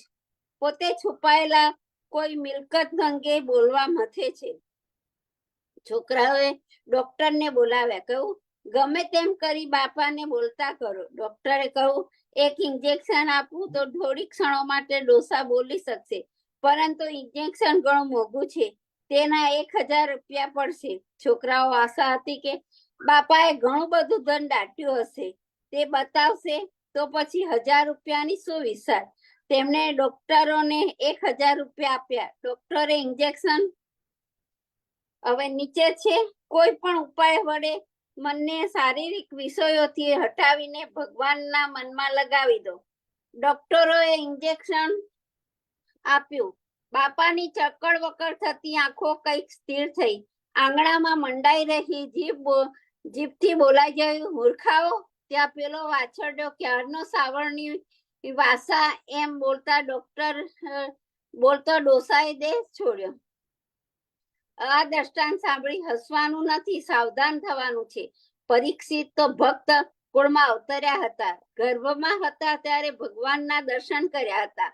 બચપણમાં ભગવાનની લીલાઓ સાંભળી હતી. આખું જીવન ભગવત સ્મરણ કર્યું હતું. હવે અંતકાળે તેઓએ ભગવાનની કથા સાંભળી છે. તેમને માટે એ કોઈ મોટી વાત નથી. જીવન આખું ભગવત ગુણનું વાદન સાંભળવા આવે એવા રાજા પરીક્ષિતને અંતકાળે તે સાંભળવા માટે સમર્થ વક્તા શ્રી સુખદેવજી પધારે ને. ભગવત કથા સાંભળીને, પરંતુ સાંભળવું કેવી રીતે? તો કે ધ્યાનથી સાંભળવું. શ્રવણ કરો તો ધ્યાનથી. આથી શ્રી સુકન ધ્યાનથી વિધિ સમજાવે છે. અંતકાળે નજીક આવે ત્યારે જીવ ભય વગરના થઈ અનાસક્તિ રૂપી તલવાર થઈ તેનાથી દેહ વગેરેની આસક્તિ છેદી નાખવી. પછી ધીર બની ઘર છોડી પુણ્ય તીર્થમાં સ્નાન કરી પવિત્ર એકાંતમાં વિધિપૂર્વક એકાસને બેસી શુદ્ધ મનથી ભગવાનની કથા સાંભળવી. ધ્યાનનું સ્થાન મન છે. મન સ્વભાવથી ચંચળ છે. રજોગુણ તેને આમથી તેમ ફેંકે છે. તમો ગુણ તેને જળ બનાવી દે છે. તો શું કરવું? સત્વ ગુણને સહારે ધારણાનો આશ્રય લઈ મનને સ્થિર કરવું. મન સ્થિર થાય તો ધ્યાન થઈ શકે છે. ધ્યાન ધરતા સમાધિ લાગી જાય છે. સમાધિ એટલે સમાધાન. મનમાં બધા પ્રશ્નોનું સમાધાન થાય એટલે ભાગવત કથામૃતનું પાન સિવાય બીજો કોઈ પ્રશ્ન બાકી ન રહે. પછી તો કેવળ ભગવત સ્મરણ અને બીજું કઈ નહીં. શ્રીમદ ભાગવત રૂપી ભક્તિનું કાવ્ય ધ્રુપદ છે. સદા સર્વદા શ્રી કૃષ્ણની લીલાઓનું શ્રવણ કરો અને ગાન કરો. શ્રવણ કેવું હોવું જોઈએ તે પણ એમાં સમજાયું છે. કાન શબ્દો સાંભળે, બુદ્ધિ એનો અર્થ તારવે અને તેથી હૃદયમાં પ્રકાશ થાય અને આત્મા ભક્તિના પ્રેમ રસમાં તરબોળ થઈ જાય ત્યારે સમજવું કે ભાગવતનું શ્રવણ બરોબર થાય છે. હવે શુદ્ધ વિચાર છે. ભાગવતની કથા જ્ઞાન, ભક્તિ અને વૈરાગ્યનો વધારે છે. પાપી જીવ પ્રેત બને છે, તેની મુક્તિ થતી નથી. ઘણા લોકો ભાગવતની કથા સાંભળે છે, પરંતુ તેમનું શ્રવણ સ્થૂળ શ્રવણ થાય છે હોય છે. તેઓ શબ્દ સાંભળતા હોય છે, પરંતુ પોતાના કાન દ્વારા તેને હૃદયમાં ઉતારતા નથી. આ શ્રવણ ન કહેવાય. આ તો પેલો ગધેડા જેવી વાત થઈ. એક ગધેડાની પીઠ પર ચંદનના લાકડા લાદવામાં આવ્યા હતા. તેનો માલિક તેને ડફણા મારતો જાય અને આગળ ચાલતો જાય. પીઠ પર ચંદનના લાકડા છે, પરંતુ ગધેડાને તો ચંદન હોય કે બાવળ બધું સરખું છે ને. તે ચંદનની સુવાસ લેતો નથી, ચંદનની શીતળતા અનુભવતો નથી. ભાગવતની કથાનું સ્થૂળ શ્રવણ કરનાર તે ગધેડા જેવી સ્થિતિ છે. તે ભાગવતની કથા સાંભળવાનો બોજો ઉઠાવે છે, પરંતુ ભાગવત ભક્તિ રસમાં તે ડૂબતો નથી. ભગવાનની લીલાઓનું શ્રવણ કરી તેનું હૃદય દ્રવડતું નથી. ભાગવત કથા જ્યારે એને જ્યાં થતી હોય ત્યારે તે ત્યાં દોડીને જાઓ, તેનું શ્રવણ કરો. કથા સાંભળવા માટે અનુકૂળ સમયની રાહ ન જોશો. કથા સાંભળવા માટે દિવસનો કોઈ પણ સમય અને જીવનની કોઈ પણ અવસ્થા અનુકૂળ છે એમ માનજો. એક માણસ સમુદ્રમાં સ્નાન કરવા માટે સમુદ્ર કિનારે જઈ બેઠો, પરંતુ સ્નાન કરવાને બદલે કિનારે જ બેસી રહ્યો. કોઈએ પૂછ્યું, કેમ ભાઈ, સ્નાન કેમ કરતા નથી? શાંત થઈ શા માટે બેસી રહ્યા છો? સ્નાન ક્યારે કરશો? ભાઈએ જવાબ આપ્યો, જોતા નથી આ સમુદ્રમાં ઉપરા-ઉપરી તરંગો આવ્યા કરે છે. તરંગો આવતા બંધ થશે એટલે સ્નાન કરીશ. સમુદ્રના તરંગો બંધ થયા ખરા? સંસાર રૂપી સમુદ્રમાં અડચણો કે પ્રતિબંધો રૂપી તરંગો તો આવ્યા જ કરશે. બધી અડચણો પૂરી થાય અને બધા પ્રતિબંધો દૂર થાય ત્યારે હું ભાગવત કથા સાંભળીશ અને હરિનામ સ્મરણ કરીશ એમ કહ્યું એ નરી મૂર્ખતા છે. આવા સત્કાર્ય માટે અનુકૂળ સમયની રાહ જોવાની હોતી નથી. આથી જો આપણે એમ માનીએ કે આખી જિંદગી કામ ધંધો કરીશું, કાળા ધોળા કરી ધન કમાઈશું, અંતકાળે ભગવાનનું નામ લઈશું અને સંસાર સાગર તરી જઈશું, તો તમારો એવો વિચાર ખોટો છે. ભગવાનને પોતાની આજ્ઞા કરી, તસ્માત સર્વેષુ કાલેષુ મામમ અનુસ્મરમ. સગળા સમયે નિરંતર મારું સ્મરણ કર, ભગવાનનું ચિંતન કરશે તો અંતકાળે ચિંતન કરશો. અહીં છે સારા વિચારો છે. ઇન્દ્રિયોને આધીન થવાથી મનુષ્યના જીવનમાં વિકારો આવી જાય છે, તો અંતકાળે તેનું સ્મરણ તમારા જીભે આવશે. બસ થઈ ગયા 4-5. જય શ્રી કૃષ્ણ બધાને, બધા વૈષ્ણવને જય શ્રી કૃષ્ણ. જય Shri Krishna. Thank you Rita aunty, sorry મારું મ્યુટ પર હતું. અરે વાંધો નહીં, બધાને જય શ્રી કૃષ્ણ. જય શ્રી કૃષ્ણ. બધાને બહુ સાચી ગણપતિ વાત છે ચોથની કે ટીપે ટીપે વધાઈ, સરો- કાલે કેવડા ત્રીજની વધાઈ, ગણપતિ ચોથની વધાઈ બધાને. ટીપે ટીપે જય શ્રી કૃષ્ણ. ટીપે ટીપે તમને પણ. સરોવર થાય એટલે એવું છે કે સત્સંગ કરતા રહો તો તમે થોડું છેલ્લી ઘડી તમે ભગવાનનું નામ નહીં પણ નામ ભગવાનનું કોન્સ્ટન્ટલી લો લેતા રહેવાનું. બહુ સરસ વાત કરી. એ થેન્ક તમને યુ. ગમે ત્યારે કામ તો આવશે જ. હા, આવવાનું તો છે જ તમને કામ. યસ, બહુ જય શ્રી સરસ કૃષ્ણ. ગીતાનો વાત કરી. Thank you. જય શ્રી કૃષ્ણ. જય શ્રી આપણે કૃષ્ણ. આપણે 84 વૈષ્ણવની વાર્તા વાંચી લઈએ જલ્દી, તૃપ્તિબેન. 2 પાનાની 3 પાનાની છે. નારાયણદાસ, જય શ્રી કૃષ્ણ. નારાયણદાસ કાયસ્થ કૃષ્ણ. અંબાલાના એમની આ વાર્તા છે. હવે આચાર્યજી મહાપ્રભુજીના સેવક નારાયણદાસ કાયસ્થ અંબાલાના તેમની વાર્તાનો ભાવ કહીએ છીએ. ભાવ પ્રકાશ. એ લીલામાં કુમારીની સખી છે. લીલામાં એમનું નામ વ્રીજ વલાસની છે. તે અંબાલામાં એક કાયસના ઘરે જન્મ્યા. પછી નારાયણદાસ મોટા થયા, વર્ષ 20ના થયા ત્યારે નારાયણદાસ પણ પિતાની સાથે દરબારમાં જતા. તેમના પિતા દેશાધિપતિનું કામ કરતા હતા. નારાયણદાસને જુગાર રમવાનું બહુ જ વ્યસન હતું. પિતા બહુ જ મારે, સમજાવે, પરંતુ જુગાર રમ્યા વિના રહે જ નહીં. પછી નારાયણદાસ એક દિવસ જુગાર રમતમાં 1000 રૂપિયા હાર્યા. એ નારાયણદાસના પિતા પાસે મનુષ્યો માંગવા ગયા. તે આવીને કહે કે જે નારાયણદાસ જુગારમાં હાર્યો છે તે એને ઘેર્યો છે, તમે રૂપિયા આપો. ત્યારે નારાયણદાસના પિતાએ કહ્યું જે નારાયણદાસ જ દેશે તે. પછી બહુ ખેંચતાણ થઈ ત્યારે નારાયણદાસના પિતાજીએ 1000 રૂપિયા આપ્યા અને દેશાધિપતિને કહીને નારાયણદાસને દેશની બહાર કઢાવી મૂક્યો. એટલે નારાયણદાસ દક્ષિણ દેશમાં ગયા. ત્યાં એક બ્રાહ્મણ પાસે રહીને કંઈક વિદ્યા ભણ્યા, પોથી વાંચવા લાગ્યા. જુગારનું વ્યસન છૂટી ગયું. પછી 10-5 છોકરાઓને ભણાવે, તેમાંથી એમની જીવિકા ચાલે. એક દિવસ બજારમાં એક દુકાન ઉપર તેઓ છોકરાઓને ભણાવતા હતા ત્યારે એક છોકરાથી કંઈક ભૂલ તળી. પછી તેથી નારાયણદાસ તેને મારતા હતા. એ વખતે કૃષ્ણદાસ બજારમાં શ્રી આચાર્યજીને માટે સીધું સામાન લેવા આવ્યા હતા. કૃષ્ણદાસે નારાયણદાસને દૈવી જીવ જોઈને કહ્યું, નારાયણદાસ, આમ છોકરાઓને ના મારીએ, દયા રાખીએ. ત્યારે નારાયણદાસ કહે, તમે તમારા કામે જાઓ, તમારે શું કામ છે?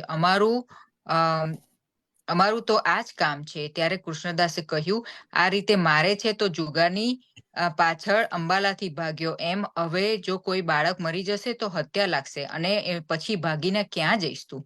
ત્યારે કૃષ્ણદાસે કહ્યું, શ્રી આચાર્યજીની કૃપાથી તારી બધી વાત હું જાણું છું. એ પણ તને નથી જોયો, પરંતુ ઉત્તમ દૈવી જીવ છો, તેથી તને કહ્યું આ બાળક ભણાવવાની જીવિકા છોડી દે. ત્યારે નારાયણદાસ કહે, હું ખાઉં ક્યાંથી? ત્યારે કૃષ્ણદાસે કહ્યું કે તું કાયમ કોઈની ચાકરી કર. ત્યારે નારાયણદાસે કહ્યું, હવે તારું કહ્યું કરું તો ખરાબ થઈ. પછી 1 મિનિટ, હા, મારે આ જ ઠીક છે. ત્યારે કૃષ્ણદાસ કહે, તું જાણે દુઃખ પામીશ. એમ કહી કૃષ્ણદાસ સીધું સામગ્રી લઈ આચાર્યજીની પાસે આવ્યા અને આચાર્યજીને બધી વાત કરી. ત્યારે કે મહારાજ, નારાયણદાસ કાયસ્થ એક અંબાલાનો અહીં છે, દૈવી જીવ છે અને મેં એને સમજાવ્યો પણ એ માન્યો નહીં.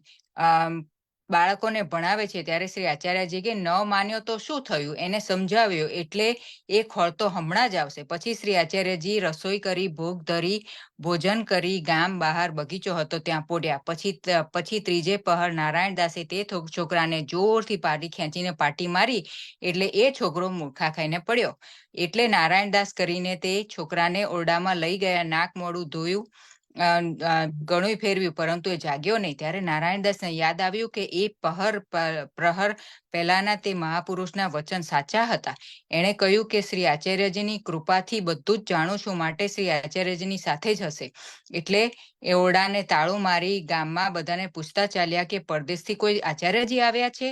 ત્યારે એક પંડિત બ્રાહ્મણે કહ્યું, શ્રી આચાર્યજી પધાર્યા છે, માયાવદ ખંડન કરે છે, ભક્તિ માર્ગ સ્થાપન કર્યો છે, એ ગામની બહાર બગીચામાં ઉતર્યા છે. આ સાંભળીને નારાયણદાસ દોડ્યા તે બગીચાના દરવાજા આવ્યા. પછી કૃષ્ણદાસને જોઈને નારાયણદાસે કહ્યું કે તમે જે વાત કહી હતી તે તો બધી જ સાચી થઈ. તે છોકરાને મેં ફરી માર્યો, તેથી એ મૂર્છિત થઈ ગયો છે. હવે એમ કહી કૃષ્ણદાસને પગે પડીને રોવા લાગ્યો.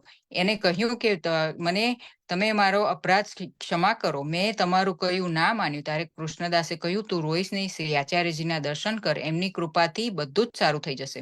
ત્યારે નારાયણદાસે કહ્યું, શ્રી આચાર્યજીને તો હું નથી જાણતો, તમે કૃપા કરીને લઈ ચાલો. ત્યારે કૃષ્ણદાસ નારાયણદાસને લઈ આવ્યા.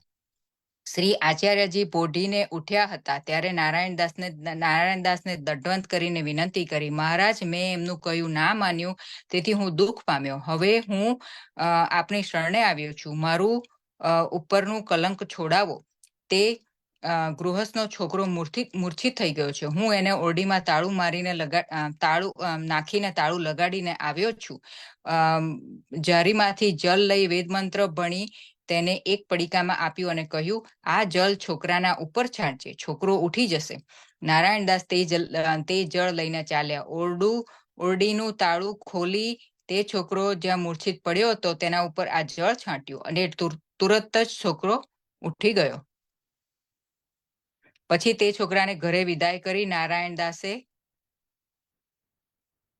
શ્રી આચાર્યજીની પાસે આવીને વિનંતી કરી, મહારાજ, હું આપને શરણે આવ્યો છું, મને સેવક કરો. મારી પાસે મારા માથેથી આપે હત્યા ટાળી છે. ત્યારે શ્રી આચાર્યજી કહે, જ્યાં સ્નાન કરી આવ. એટલે નારાયણદાસ નાહીને અપરસમાં શ્રી આચાર્યજી પાસે આવ્યા. ત્યારે શ્રી આચાર્યજીએ નામ સંભળાવી બ્રહ્મ સંબંધ કરાવ્યો. પછી કહે કે હવે તું તારી વસ્તુ હોય તે લઈને અમારી પાસે જ રહે. કોઈ બીજી જગ્યાએ રહીશ તો સંગમાં પડીશ. એટલે નારાયણદાસે ગામમાં જઈ બધા છોકરાઓને એમના મા બાપને સોંપ્યા. પછી પોતાની વસ્તુ લઈ શ્રી આચાર્યજીની પાસે આવીને રહ્યા. પછી શ્રી આચાર્યજીના મુખેથી વાર્તા સાંભળી મહાપ્રસાદ લે ચિત્તમાં આનંદ પામ્યા. પછી આપ દ્વારકામાં પધાર્યા. ત્યાં સુધી નારાયણદાસ શ્રી આચાર્યજીની સાથે જ રહ્યા. પછી શ્રી આચાર્યજીએ કહ્યું, નારાયણદાસ, તું તારા ઘરે જા. ત્યારે નારાયણદાસ વિનંતી કરી, મહારાજ, મને પિતાએ જુગારી જાણીને દેશમાંથી કાઢી મૂક્યો છે. હવે ઘરમાં કેવી રીતે રાખશે? ત્યારે શ્રી આચાર્યજી કહે, હવે રાખશે, તું ચિંતા ના કરીશ. ત્યારે નારાયણદાસે કહ્યું, મહારાજ, માતા પિતા સેવક નથી, તેથી મારો ધર્મ કેમ નપશે? તે પ્રતિબંધ કરે તો મને મુશ્કેલી પડે. ત્યારે શ્રી આચાર્યજી કહે, તારાથી સ્વરૂપ સેવા તો નપશે નહીં. તારે બીજાની ચાકરી કરવી. ઘરમાં કઈ સેવક નથી, તેથી હસ્તાક્ષર લખી દઉં છું કે તેને સામગ્રી જે બને તે ભોગ ધરાવીને મહાપ્રસાદ લેજે. પછી બ્રહ્મ સંબંધનો શ્લોક અને અષ્ટાક્ષર કરીને નારાયણદાસને આપ્યા. ત્યારે નારાયણદાસે દંડવત કરી વિનંતી કરી, મહારાજ, આટલા દિવસ આપની પાસે રહ્યો, પરંતુ મારા અંતકરણમાં કોઈ બોધ ન થયો. માટે એવી કૃપા કરો કે સંસારનું સુખ દુઃખ કંઈ જ મને બાધા ન કરે. ચિત્ત ઠાકુરજીના ચરણારવિંદમાં જ લાગ્યું રહે. ત્યારે શ્રી આચાર્યજીએ પોતાનું ચરણામૃત આપ્યું અને બાલબોધ ગ્રંથ ભણાવ્યો. પછી નારાયણદાસ શ્રી આચાર્યજીને દંડવત કરીને દ્વારકાથી ચાલ્યા. તે 4 વર્ષ પછી ઘરે આવ્યા. ત્યારે માતા પિતા પ્રસન્ન થઈને કહે, ઘણા દિવસે પુત્ર આવ્યો, કઈ ભોજન કરો, જલ પીવો. ત્યારે નારાયણદાસે કહ્યું, હું શ્રી આચાર્યજીનો સેવક થયો છું, એટલે મારા હાથથી જ લઉં છું. અને આ આચાર્યજીની કૃપા થઈ છે.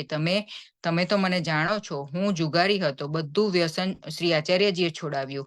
હવે મને થોડી અલગ જ જગા દો, ત્યાં હું ભગવત નામ લઉં અને તમે કામકાજ કરો ને તે હું કરું. ત્યારે પિતા બહુ જ પ્રસન્ન થયા કે જુગારનું વ્યસન તો છૂટ્યું. પછી ઘરમાં અલગ ઓરડો આપ્યો. ત્યાં ખાસા કરી નારાયણદાસ રહ્યા. બહુ કોઈથી બોલે નહીં. માતા પિતા જે કહે તેમ કરે. પોતાની રસોઈ કરીને મહાપ્રસાદ લે, ભગવત નામ લે. પિતા પ્રસન્ન થયા કે મારી વૃદ્ધાવસ્થાએ નારાયણદાસ આવ્યો, હવે એની બુદ્ધિ સુંદર થઈ ગઈ છે. પિતા નારાયણદાસને લઈને રાજદ્વારમાં ગયો. બાદશાહનું કામ બધું નારાયણદાસ પાસે કરાવવા લાગ્યો. પછી કેટલાક દિવસમાં પિતાએ દેહ છોડી દીધો. વાર્તા પ્રસંગ 1. તે નારાયણદાસ હાકીમ થઈને કામ કરવા લાગ્યા. કામ ઘણું છૂટી શકે નહીં.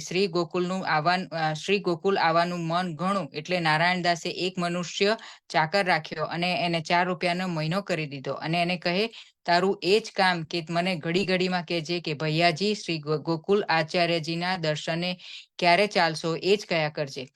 પછી એ ચાકર નારાયણદાસની સાથે રહે અને ઘડી ઘડીમાં કહે, ભૈયાજી, શ્રી ગોકુલ આચાર્યજીના દર્શને ક્યારે ચાલશો? ત્યારે નારાયણદાસ કહેતા, હા, હમણાં જ ચાલીશું. નેત્રોમાં જલ ભરી લીલા રસમાં મગ્ન થઈ જતા. ફરી કામકાજ કરતા. ફરી એ ચાકર કહે એટલે ફરી મગ્ન થઈ જતા. અને એ વર્ષ પછી શ્રી આચાર્યજીને ભેટ મોકલતા. જન્મભર આ પ્રમાણે તેમણે શ્રી ગોકુલનું સ્મરણ કરી શ્રી આચાર્યજીમાં મન લગાડીને મગ્ન રહ્યા. તે નારાયણદાસ એવા ભગવદીય હતા. એમની વાર્તામાં ક્યાં સુધી કહીએ? વાર્તા સંબંધ સમાપ્ત. જય શ્રી કૃષ્ણ.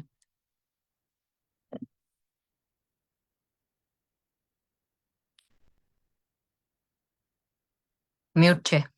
જય શ્રી કૃષ્ણ. જય શ્રી કૃષ્ણ. બહુ સરસ વાર્તા હતી. બાપરે, વાવ, વેરી નાઇસ. આપણે બહુ બધું શીખવા વાર્તાઓમાંથી તો. Thank you Triptiben. શ્યોર. જય શ્રી કૃષ્ણ. આપણે ગીતાજીનું પારાયણ કરીશું. ચેપ્ટર 15માં ચેપ્ટર 15મો શ્લોક 11મો શ્લોક છે. લતા આંટી, જય શ્રી જય શ્રી કૃષ્ણ. કૃષ્ણ. નવને જય શ્રી કૃષ્ણ. સંભળાય છે? હા, જય શ્રી કૃષ્ણ. સંભળાય છે.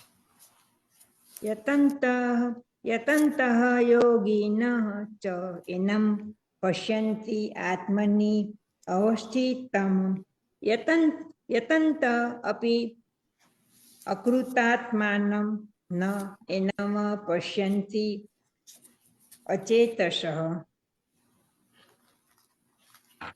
અનુવાદ: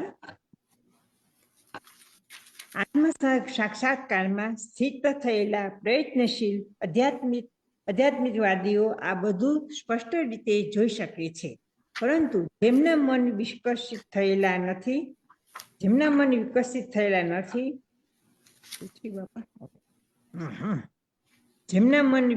થયેલા નથી તેઓ પ્રયત્ન કરવા છતાં જોઈ શકતા નથી શું થઈ રહ્યું છે. એવા અનેક અધ્યાત્મવાદીઓ હોય છે જેઓ આત્મ સાક્ષાત્કારમાં પંથે હોય છે, પરંતુ જે અધ્યાત્મવાદી આત્મ સાક્ષાત્કારમાં સ્થિત થયેલો નથી તે જોઈ શકતો નથી કે જીવાત્માના શરીરમાં કેવા પરિવર્તન થઈ રહ્યા છે. આ બાબતમાં યોગીન શબ્દ મહત્વપૂર્ણ છે. હાલમાં એવા અનેક કહેવાતા યોગીએ અને તેમના સંગઠનો પણ છે, પરંતુ આત્મ સાક્ષાત્કારની બાબતમાં તેઓ હકીકતમાં અંધ છે. તેઓ માત્ર અમુક પ્રકારની અંગશરતમાં આસનોમાં વ્યસ્ત રહે છે, અને જો તેમના શરીર સુદૃઢ તથા તંદુરસ્ત રહે તો સંતુષ્ટ રહે છે. આ સિવાય તેમને કોઈ અન્ય જાણકારીની હોતી નથી. તેઓ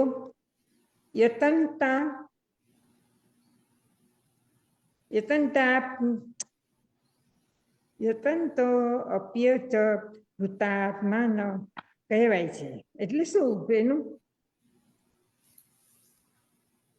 જો કે તેઓ કહેવાતી યોગ પદ્ધતિનો પ્રયાસ કરે છે, છતાં તેઓ આત્મ સાક્ષાત્કાર પ્રાપ્ત કરી શકતા નથી.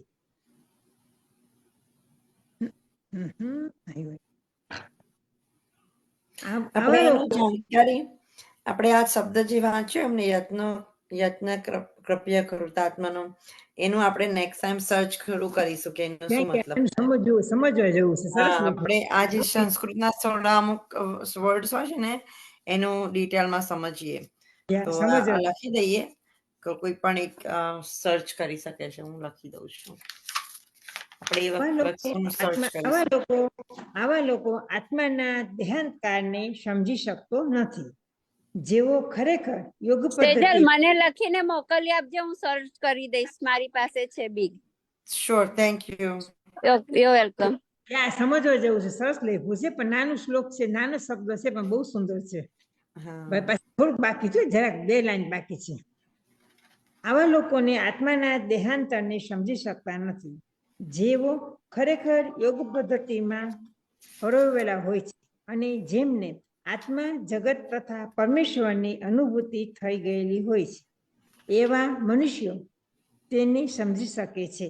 બીજા શબ્દોમાં, જે મનુષ્યો કૃષ્ણ ભાવના પરાયણ ભક્તિયોગી છે તેઓ જ સમજી શકે છે. આમ તો અમે ખ્યાલ આવી ગયો છે કૃષ્ણ ભગવાનનું, આમ થોડુંક તો સમજાઈ ગયું. પછી કૃષ્ણ ભગવાનની ભક્તિ કરે છે એ જ બધું સમજી શકે છે કે કેવી રીતે વસ્તુઓની ઘટના થયા કરે છે. જય શ્રી કૃષ્ણ સર્વ વૈષ્ણવને. જય શ્રી કૃષ્ણ. થેન્ક યુ લતા આંટી. શ્લોક નંબર 12મો કોકિલા આંટી. જય શ્રી કૃષ્ણ કોકિલા આંટી. જય શ્રી કૃષ્ણ. યત આદિત્ય ગતમ તેજ જગત ભાષાય અખિલમ યત ચંદ્રમસ્યન અગ્નૌ તત તેજ વિધિ મમકમ. અનુવાદ: ભગવાન કહે છે કે સૂર્યનું તેજ કે જે આ સમગ્ર જગતના અંધકારને દૂર કરે છે તે મારામાંથી આવે છે, અને ચંદ્રનું તેજ પણ મારામાંથી ઉત્પન્ન થાય છે. ભાવાર્થ: અજ્ઞાની મનુષ્ય સમજી શકતો નથી કે આ બધું કેવી રીતે થઈ રહ્યું છે, પરંતુ ભગવાન અહીં જે સમજૂતી આપે છે તે જાણીને મનુષ્ય જ્ઞાનમાં સ્થિર થવાની શરૂઆત કરી શકે છે. દરેક વ્યક્તિને સૂર્ય, ચંદ્ર, અગ્નિ તથા વીજળી દેખાય છે. મનુષ્ય આ સમજવાનો પ્રયત્ન કરવો જોઈએ કે સૂર્ય, ચંદ્ર તથા અગ્નિ કે વીજળીમાંનું તેજ પૂર્ણ પુરુષોત્તમ પરમેશ્વરમાંથી જ આવી રહ્યું છે. જીવો અવશ્ય પરમેશ્વરના અંશ છે અને ભગવાન અહીં સંકેત આપી રહ્યા છે કે તેઓ કેવી રીતે ભગવત ધામમાં પાછા ફરી શકે છે. આ શ્લોકમાં આપણે જાણી શકીએ છીએ કે સૂર્ય સમસ્ત સૌરમંડળને પ્રકાશમાન કરી રહ્યો છે. વિભિન્ન બ્રહ્માંડો તથા વિભિન્ન સૌરમંડળો હોય છે તથા વિભિન્ન સૂર્ય, ચંદ્ર તથા ગ્રહો હોય છે, પરંતુ બ્રહ્માંડમાં માત્ર એક સૂર્ય જ હોય છે. ભગવદ્ ગીતામાં કહ્યું છે કે તેમ ચંદ્ર પણ એક નક્ષત્ર છે. સૂર્ય પ્રકાશ પરમેશ્વરના આધ્યાત્મિક તેજના કારણે છે. સૂર્યોદયની સાથે જ મનુષ્યની પ્રવૃત્તિઓની શરૂઆત થાય છે. તેઓ રસોઈ કરવા અગ્નિ પ્રગટાવે છે અને કારખાનામાં ચલાવવા માટે પણ અગ્નિ સળગાવે છે. અગ્નિની મદદ વડે કેટલીય વસ્તુઓ કરવામાં આવે છે. તેથી સૂર્યપ્રકાશ, અગ્નિ તથા ચંદ્ર પ્રકાશ જીવોને બહુ પ્રિય લાગે છે. તેમની મદદ વિના જીવાત્મા જીવી શકે જ નહીં. માટે જો મનુષ્ય સમજી લે કે સૂર્ય, ચંદ્ર તથા અગ્નિનો પ્રકાશ તથા તેજ પૂર્ણ પુરુષોત્તમ પરમેશ્વર કૃષ્ણમાંથી જ નીકળે છે, તો તેની કૃષ્ણ ભાવનાનો આનંદ થાય છે. કૃષ્ણ પ્રકાશથી બધી વનસ્પતિઓનું પોષણ થાય છે. ચંદ્રનો પ્રકાશ એટલો આનંદમય હોય છે કે લોકો સહેલાઈથી સમજી શકે છે કે તેઓ ભગવાન કૃષ્ણની કૃપાથી જીવી રહ્યા છે. તેમની કૃપા વિના ન તો સૂર્ય હોઈ શકે, ન ચંદ્ર કે ન અગ્નિ, અને સૂર્ય તથા અગ્નિ વિના કોઈ જીવી શકે નહીં. જીવમાં કૃષ્ણ ભાવના જાગૃત કરવા માટેના આ થોડાક વિચારો હતા. જય શ્રી કૃષ્ણ. સાચી વાત છે. એ બધા દેવો, સૂર્ય, ચંદ્ર, એ બધા દેવો, જ્યારે કૃષ્ણ એ પૂર્ણ પુરુષોત્તમ પરમેશ્વર છે. એમાંથી જ બધા આયા કીર્તન એમનાથી જ બધા પ્રગટ થયા છે. Yes, thank you. જય શ્રી કૃષ્ણ. શ્લોક નંબર 13મો, કલ્પનાબેન, કલ્પના શાહ. તમે મ્યુટ પર છો, કલ્પના આંટી.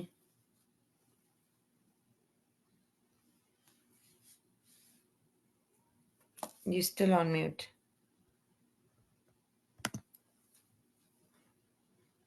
Try now. There. ઓકે, શ્લોક 13મો, અધ્યાય 15મો. ગામાવિશ્ય ચ ભૂતાની ધારયામ્યઃ પોચસા પુણ્યામી ચૌષધિ સર્વા સોમો ભૂત્વા રસાત્મક. અનુવાદ: હું દરેક ગ્રહમાં પ્રવેશ કરું છું અને મારી શક્તિથી જ તેઓ પોતાની કક્ષામાં રહે છે. ચંદ્ર થઈને હું જ સઘળી વનસ્પતિઓને જીવનરસ પ્રદાન કરું છું. ભાવાર્થ: એવું જણાય છે કે બધા લોક માત્ર ભગવાનની શક્તિથી જ હવામાં તરી રહ્યા છે. ભગવાન અણુ અણુમાં, સર્વ ગ્રહોમાં તથા જીવ માત્રમાં પ્રવેશ કરે છે. આનું નિરૂપણ બ્રહ્મ સંહિતામાં થયેલું છે. તેમાં કહ્યું છે કે પૂર્ણ પુરુષોત્તમ પરમેશ્વરનો એક પૂર્ણ અંશ પરમાત્મા સર્વ ગ્રહોમાં, બ્રહ્માંડમાં, જીવોમાં તથા અણુ અણુમાં પણ પ્રવેશ કરે છે. માટે તેમના પ્રવેશ કરવાથી દરેક વસ્તુ સુયોગ્ય રીતે વ્યક્ત થાય છે. જ્યારે ચેતન આત્મા હોય છે ત્યારે મનુષ્ય પાણીમાં તરી શકે છે, પરંતુ જ્યારે જીવંત સ્ફુલિંગ શરીરમાંથી નીકળી જાય છે અને શરીર મૃત થઈ જાય છે ત્યારે શરીર ડૂબી જાય છે. બેશક સડી ગયા પછી આ શરીર ઘાસના તણખલા કે અન્ય વસ્તુની જેમ તરે છે, પરંતુ જેવો માણસ મરી જાય છે કે તરત જ આ શરીર ડૂબી જાય છે. તેવી જ રીતે આ સર્વ ગ્રહો અવકાશમાં તરી રહ્યા છે અને એ પરમેશ્વરની પરમ શક્તિના કારણે થાય છે. જેમ ધૂળ મુઠ્ઠીમાં રહે છે તેમ ભગવાનની શક્તિ દરેક લોકને ધારણ કરી રહી છે. જો કોઈ મનુષ્ય મુઠ્ઠી પર ધૂળ પકડી રાખે તો તે પડી જતી નથી, પરંતુ જો તેને હવામાં ફેંકી દેવાય તો તે નીચે પડી જાય છે. તેવી જ રીતે હવામાં તરી રહેલા આ સર્વગ્રહો હકીકતમાં ભગવાનના વિરાટ રૂપની મુઠ્ઠીમાં રહેલા છે. તેમના સામર્થ્ય તથા શક્તિથી જ તમામ ચરાચર વસ્તુઓ પોતપોતાના સ્થાનમાં સ્થિત રહે છે. વેદ મંત્રોમાં એમ કહ્યું છે કે પૂર્ણ પુરુષોત્તમ પરમેશ્વરના કારણે જ સૂર્ય પ્રકાશી રહ્યો છે તથા ગ્રહો એક ધારી ગતિથી ફરતા રહે છે. તેમના કારણે આમ થતું ન હોય તો બધા જ ગ્રહો હવામાં ધૂળની જેમ વેરવિખેર થઈને નાશ પામે. તેવી જ રીતે ભગવાનના કારણે જ ચંદ્ર બધી વનસ્પતિઓનું પોષણ કરે છે. ચંદ્રના પ્રભાવથી શાકભાજી સુસ્વાદુ થાય છે. ચંદ્ર પ્રકાશ વિના શાકભાજી ન તો વિકસી શકે છે કે ન તો સ્વાદિષ્ટ થઈ શકે છે. વસ્તુતઃ માનવ સમાજ ભગવાનની કૃપાથી જ કામ કરે છે, સુખપૂર્વ રહે છે અને ભોજનનું સુખ ભોગવે છે. અન્યથા મનુષ્ય જાતિ ટકી શકે નહીં. રસાત્મક શબ્દ મહત્વપૂર્ણ છે. પ્રત્યેક વસ્તુ ચંદ્રના પ્રભાવથી પરમેશ્વર દ્વારા સ્વાદિષ્ટ થઈ જાય છે. ખરી વાત છે. વાવ, આઈ ડિડન્ટ નો ધેટ. ચંદ્રના પ્રભાવથી થાય છે વેજીટેબલ્સ. That's good. નવું જાણવું, મને નથી ખબર આ.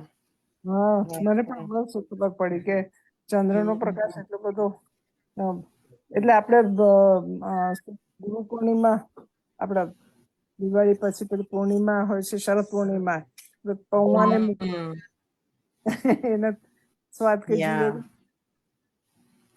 Yeah, that's true. I think example હશે એટલે it's relevant. Right. Okay. શ્લોક નંબર 14મો. Jyotsnaben. Jyotsnaben Bhatt, are you there? જય શ્રી કૃષ્ણ.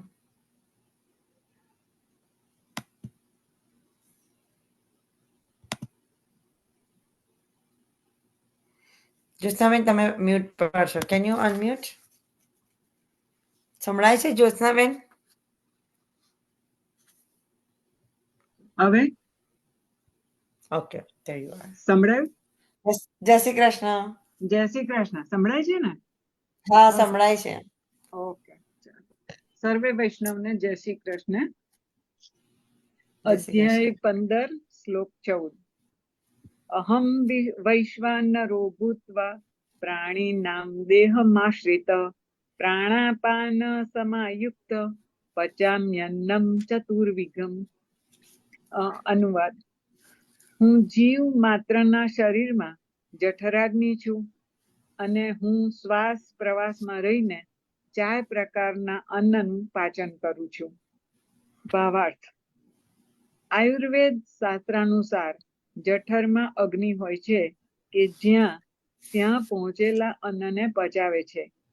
આ અગ્નિ જ્યારે પ્રજ્વલિત હોતો નથી ત્યારે ભૂખ લાગતી નથી, અને જ્યારે આ અગ્નિ બરાબર હોય છે ત્યારે ભૂખ લાગે છે.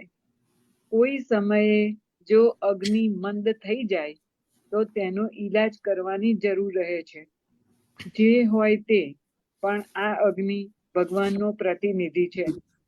વૈદિક મંત્રો પણ સમર્થે છે કે પરમેશ્વર અથવા બ્રહ્મ અગ્નિ રૂપે આમાશયની અંદર સ્થિત છે અને સર્વ પ્રકારના અન્નને પચાવે છે. અહમ અગ્નિ વૈશ્વાનરો યોગ્ય મંત પુરુષે યેનેદમ અન્નમ પચ્યતે.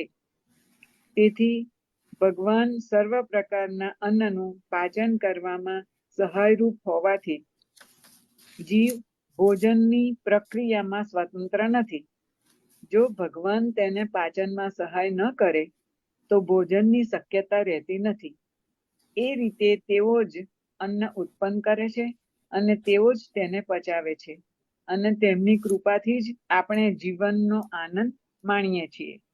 વેદાંત સૂત્રમાં પણ આ વિશે સમર્થન થયું છે. શબ્દાદિભ્યોંત પ્રતિષ્ઠાના ચ ભગવાન શબ્દમાં શરીરમાં, વાયુમાં તથા આમાશયમાં પણ પાચન શક્તિ રૂપે ઉપસ્થિત છે. અન્ન 4 પ્રકારના હોય છે. કેટલાક ગળી જવાના હોય છે, કેટલાક ચાવવાના હોય છે, કેટલાક ચાટવાના હોય છે, તો કેટલાક ચૂસવાના હોય છે. ભગવાન આ સર્વ પ્રકારના અન્નની પાચક શક્તિ છે. જય શ્રી કૃષ્ણ. જય શ્રી કૃષ્ણ. જેની તમારું નામ છે હા દોસ્તાવેન? હા ઈમેલમાં છે. મને ઓકે. બધાનો વિડીયો નથી દેખાતો, મને ખબર નથી પડતી. હું મારું તમારો કરું વિડીયો નથી ચાલુ. આઈ થિંક તમારો વિડીયો નથી ચાલુ. હા. બીજા બધાનો વિડીયો ઓન છે. એટલે મને દેખાય છે, પણ મને ખબર નથી પડતી, કારણ કે હું બધાને જોઉં છું ને, તો હું હા. મારામાં કરું છું ને તો મારે થતું જ નથી, એટલે ખબર નહીં કેમ છે. તમારો જે વિડીયો હોય છે ને એની પર હા. પ્રેસ કરીને તમે ટ્રાય કર્યો? એ મને વિડીયોનો આઇકોન જ નથી આવતો. મેં ઓકે. કોઈ બી પહેલા એવું હતું હતું કે વિડીયો અને મ્યુટ અનમ્યુટ નું નીચે આઇકોન આવતા હતા, એટલે હું ક્લિક કરું ને તો વિડીયો આવે, પણ હવે અત્યારે નથી દેખાતું, એટલે મને ખબર નથી પડતી. ટ્રાય અગેન, પ્રેસ કરો. જો મેં હમણાં તમારું એક ઇનેબલ કર્યું જો. ધ હોસ્ટ તો હું શું કરું? ઓકે કરું? હા, એમાં ઓકે કરો છો. એમસી.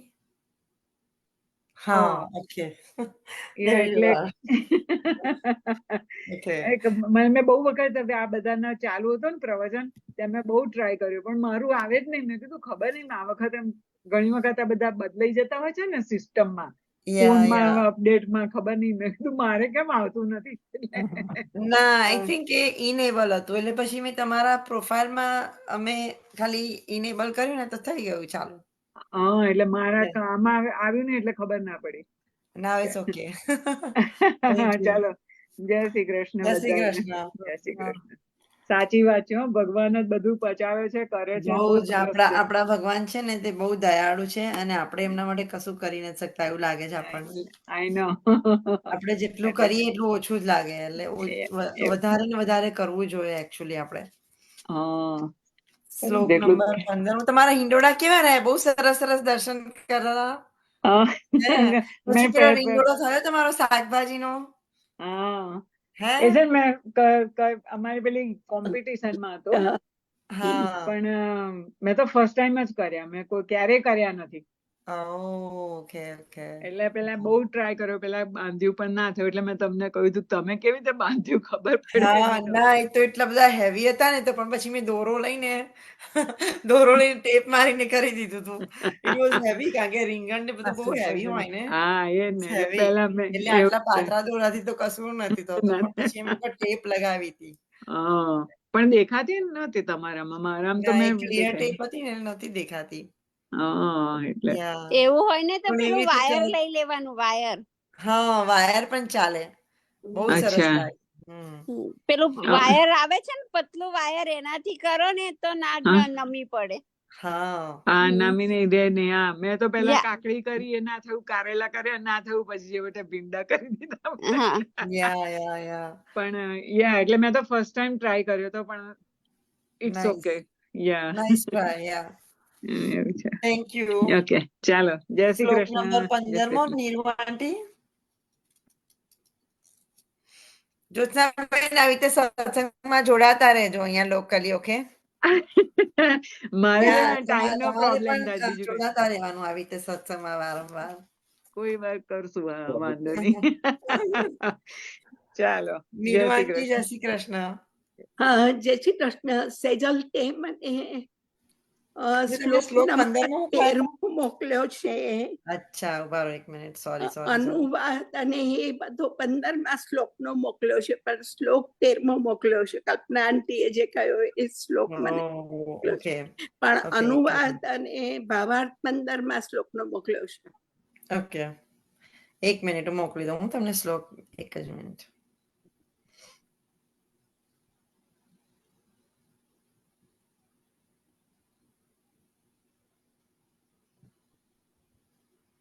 મારી પાસે ગીતાનો શ્લોક છે, વાંચી જો પછી સીધું. ના, આપણે એમની સેવા નથી લેવી, એમને કરવા દો ને. એક મિનિટ, હું આ મોકલાવું છું. કારણ કે એક વખત મેં એમને કહી દીધું તો હવે she should do it. બરાબર, આ તો ટાઈમ. 1 મિનિટ કારણ કે મેં હમણાં જોયું એટલે હું મારી ગીતાજી શોધવા યા મને અમુક વખતે છે ને એ ભૂલ પડી જાય છે, હું શું કરું, એક વખત થઈ જાય છે. અમુક વખતે શ્લોક છે ને ફોનમાંથી મોકલવાના ને એટલે મેં જોયું. 15મો શ્લોક આઈ થિંક મેં 15મો શ્લોક લીધો જ નથી. કલ્પનાની તમે શ્લોક વાંચી જાઓ પછી ભાવાર્થ વાંચશે. હા, શ્લોક 15મો. સર્વસ્ય ચાહમ ઇતિ સન્નિવિષ્ટો મતઃ સ્મૃતિર જ્ઞાનમ ઓહમ ચ વૈદેષ્ટ્વ સર્વેરહમેવ વૈદ્યો વેદાંત કૃદેદેવ ચાહમ. શ્લોક એ થઈ ગયો છે. Okay, Go ahead, Nirvan. અનુવાદ છે. હું દરેક જીવના હૃદયમાં રહેલું છું અને મારાથી સ્મૃતિ, જ્ઞાન, વિસ્મૃતિ આવે છે. સર્વ વેદો દ્વારા જાણવા યોગ્ય હું જ છું. નિસંદેહ હું જ વેદાંતનો સંકલ્પ કરતા અને સર્વ વેદોનો જ્ઞાતા પણ હું જ છું. ભાવાર્થ: પરમેશ્વર પરમાત્મા રૂપે પ્રત્યેક જીવના હૃદયમાં સ્થિત છે અને તેમનાથી સર્વ કાર્યોનું મંડાણ થાય છે. જીવ પોતાના વીતેલા જીવનની બધી બાબતો ભૂલી જાય છે, પરંતુ તેના સર્વ કામોના સાક્ષી એવા પરમેશ્વરના નિર્દેશ અનુસાર તેને કાર્ય કરવાના હોય છે. તેથી તે પોતાના પૂર્વ કર્માનુસાર કાર્ય કરવાની શરૂઆત કરે છે. આ માટે જરૂરી જ્ઞાન તથા સ્મૃતિ તેને આપવામાં આવે છે, પરંતુ તે પોતાના પૂર્વના જીવન વિશે ભૂલતો રહે છે. એ રીતે ભગવાન સર્વવ્યાપી છે. એટલું જ નહીં, પરંતુ દરેક વ્યક્તિગત હૃદયમાં અંતર્યામી પણ છે. તેઓ વિભિન્ન કર્મફળ પ્રદાન કરે છે. તેઓ નિર્વિશેષ બ્રહ્મ, પૂર્ણ પુરુષોત્તમ પરમેશ્વર તથા અંતર્યામી પરમાત્મા તરીકે તો પૂજનીય છે જ, પરંતુ તેઓ વેદોના અવતાર તરીકે સુદ્ધા પૂજનીય છે. વેદો લોકોના સાચા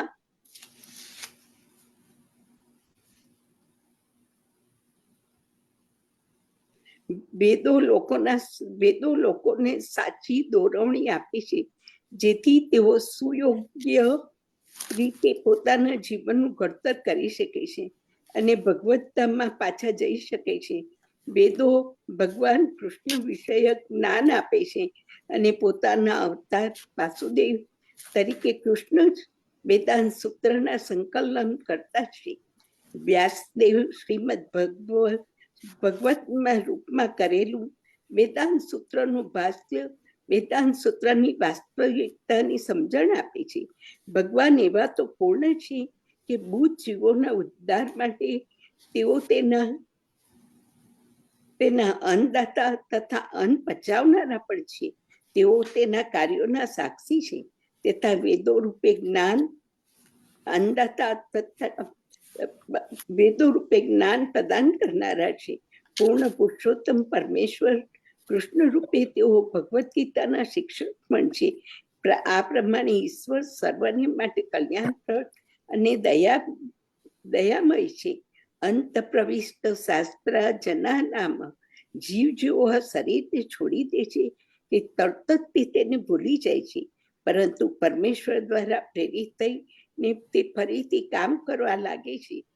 જો કે જીવ ભૂલી જાય છે, છતાં ભગવાન તેને બુદ્ધિ આપે છે કે જેથી તે પોતે પૂર્વજન્મના અપૂર્ણ કાર્યને પૂર્ણ કરવા લાગે છે.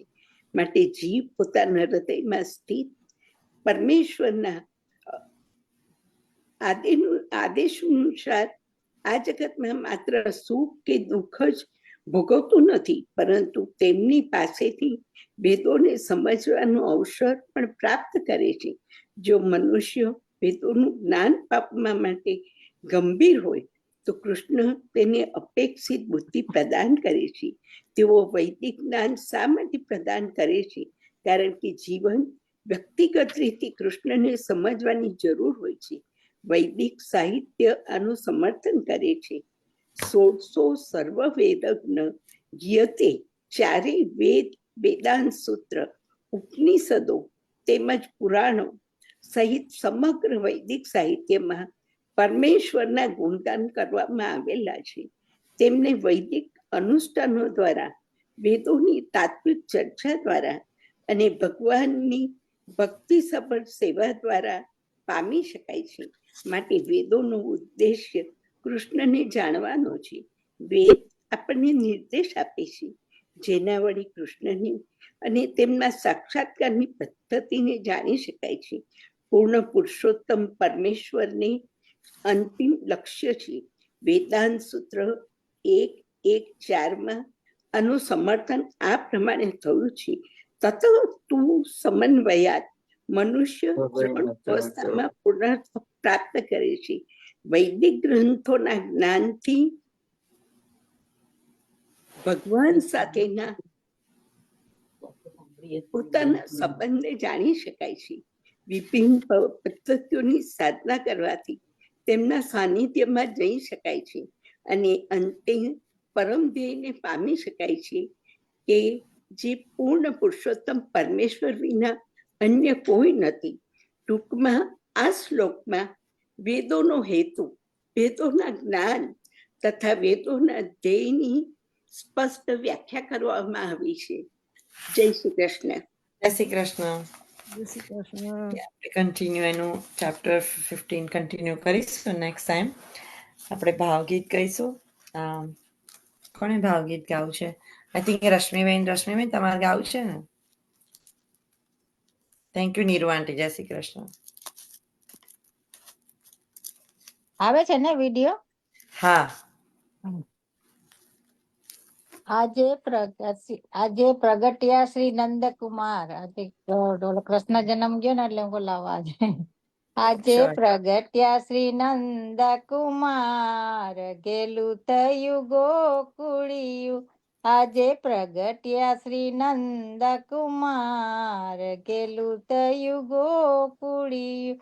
ખેલે જશોદાને ખોડે બાળ, ગેલું થયું ગોકુળિયું. આજે પ્રગટ્યા શ્રી નંદકુમાર, ગેલું થયું ગોકુળિયું. ત્યાં તો વરસિયો મૂષળધાર, ગેલું થયું ગોકુળિયું. અષ્ટમીનો દિવસ છે ને ઘોર અંધારી રાત, કાળા કૃષ્ણ જન્મ્યા ત્યાં તો ઉગ્યો નવલ પ્રભાત. ગેલું થયું ગોકુળિયું, જશોદાને કોડે બાળ, ગેલું થયું ગોકુળિયું. આજે વરસિયો મૂષળધાર, ગેલું થયું ગોકુળિયું. શ્યામની ઘટા છે ને શ્યામને મારે નિરખવા છે રૂપ, જલ્દી બતાવો બાળને એ તો 14 ભવન નો નાથ. ગેલું થયું ગોકુળિયું, આજે પ્રગટ્યા નંદ કુમાર, ગેલું થયું ગોકુળિયું. જશોદાના ખોડે બાળ, ગેલું થયું ગોકુળિયું. હરીને હર ભેગા થયા, એક નજર થઈ જાય. શ્રી વલ્લભના સ્વામી એ તો મલક મલક મલકાય, ગેલું થયું ગોકુળિયું. આજે પ્રગટ્યા શ્રી નંદ કુમાર, ગેલું થયું ગોકુળિયું. જશોદાને કોડે બાળ, ગેલું થયું ગોકુળિયું. આજે વરસિયો મૂષળધાર, ગેલું થયું ગોકુળિયું. બોલ શ્રી ગિરિરાજ ધરણ કી જય, શ્યામ સુંદર શ્રી અમને મહારાણી કી જય. સર્વે વૈષ્ણવને જય આપણે શ્રી ભૂલી કૃષ્ણ. ગયા કે આપણે ઠાકોરજીના જન્મ દિવસમાં પણ આપણે સત્સંગ કરવા દેવ જેવો હતો. આપણા વૈષ્ણવ આપણે બધા ભેગા થઈને હવે નેક્સ્ટ ટાઈમ એવું કરીશું. ઓનલી ભજન ભાવગીત જ ગાવાનું તે દિવસે. એવું કરીએ તો સારું રે. શું કહો છો? હા, એવું જ કરવાનું, ખાલી ભગવાનના જન્મનું જ કરવાનું. એ દિવસે હમ. ઓનલી એમના જન્મદિવસના જ ગીતો ગીત. ભાવગીતો ગાવાના, કીર્તન ગાવાનું. બહુ યા, સરસ. હવે એ તો અને દાનના આપણે તો દિવસ આટલા બધા આવશે હવે વૈષ્ણવો દાનના છે જ. ગાવાના. હમ. હવે દાનના દિવસ આવશે દાન એકાદશી એટલે પછી દાનના જ ગાવાના. એટલે આપણે બધાને ખ્યાલ આવે દાનના કીર્તનો કેવા હોય, બધા જુદા જુદા લો ને તો. સાચી હા, વાત. હમણાં રાધા અષ્ટમી ના આઈ થિંક રીટા આંટીને ગાવું હતું લાસ્ટ ટાઈમે, મને કહેતા હતા. રીટા આંટી, તમારે કશું ગાવું હતું ભગવાનજીનું જન્મદિવસનું? હું ગાઉં?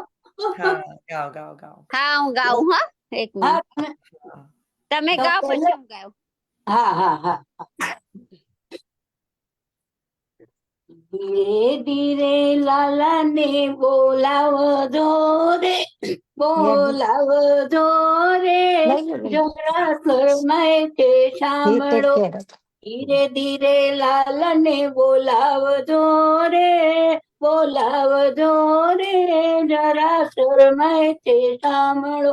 ધીરે ધીરે પારણું ઝુલાવજો રે, ઝુલાવજો રે, જરા શરમાય છે સાંભળો. માતા જશોદા કહે ગોકુળની ગોપીઓ, માખણથી ના લલચાવજો રે, લલચાવજો રે, જરા શરમાય છે સાંભળો. એક એક આવજો સાવટી ન આવતી, ચાલણિયા ગાડીએ ચલાવજો રે, ચલાવજો રે, જરા શરમાય છે સાંભળો. ધીરે ધીરે લાલને બોલાવજો રે, બોલાવજો રે, જરા શરમાય છે સાંભળો. શણગાર કર્યા છે ને કરી છે ટીલડી, મોર મુકટ માથે પહેરાવજો રે, પહેરાવજો રે, જરા શરમાય છે સાંભળો. બહાર લઈ જતી નહીં નજર એને લાગશે, જો જોઈ જશે કોઈ એને બાવો રે, બાવો રે, જરા શરમાય છે સાંભળો. ગીત કોઈ ગાતી ને બંસી નાચે એને બહુ ના નચાવજો રે, નચાવજો રે, જરા શરમાય છે સાંભળો. હેલી એની છે ને તમે કેડ નથી છોડતો, લાડ એને ઓછા, લાડ એને ઓછા લડાવજો રે, જરા શરમાય છે સાંભળો.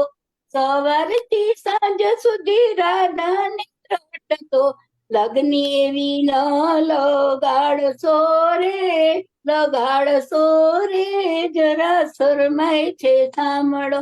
પ્રીતમને એક છે ભેગી થઈને શું ગમે સૌ, જશોદા માતાને બોલાવશો રે, બોલાવશો રે, જરા શરમાય છે સાંભળ. સત્સંગ મંડળની વિનંતી સ્વીકારજો, ચરણ કમળમાં વાસ આપજો રે, આપજો રે, જરા શરમાય છે સાંભળો. ધીરે ધીરે લાલને બોલાવજો રે, બોલાવજો રે, જરા શરમાય છે સાંભળો. જય શ્રી કૃષ્ણ. જય શ્રી કૃષ્ણ. તમે માનો નહીં, પણ બધાના, આપણા બધાના ઠાકોરજી હમણાં તો પહોળી ગયા છે, રાઈટ? તો પણ તમે એવું લાગે છે બધા ઠાકોરજી સાંભળે છે, આપણા બધાના ઠાકોરજી સાંભળે છે. સાંભળે છે. આપણે આ ભજન ગાઈએ છીએ, ભાવગીત ગાઈએ છીએ, બધું સાંભળે છે. ગુરુવારે આપણે આપણને લાગે કે પહોળી ગયો છે, નહીં હશે. પડતા પણ બધું સાંભળતા હોય ભગવાન તો. એના સાંભળે છે. હું છે ને બોલીએ આપણે ભગવાન જન્મ થયા હતા ને વાસુદેવજી ભગવાનને ગોકુળમાં લઈ જાય છે ને એના વિશે ભજન ગાઉં છું. આવે છે મારો વાલો ગોકુળમાં, આવે છે, આવે છે મારો વાલો ગોકુળમાં, આવે છે. જેલ ખાનામાં જન્મ લઈને, જેલ ખાનામાં જન્મ લઈને, સીધા ગોકુળમાં સીધા આવે છે, મારો કાનો ગોકુળમાં આવે છે.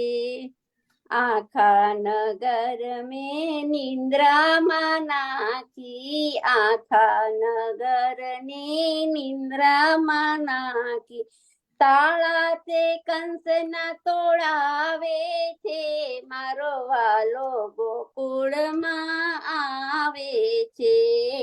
વાસ તણી ટોપલીમાં પોળ્યા પ્રભુજી, વાસ તણી ટોપલીમાં પોળ્યા પ્રભુજી, વાસુદેવ શિર પર ધારે છે, મારો વાલો ગોકુળમાં આવે છે.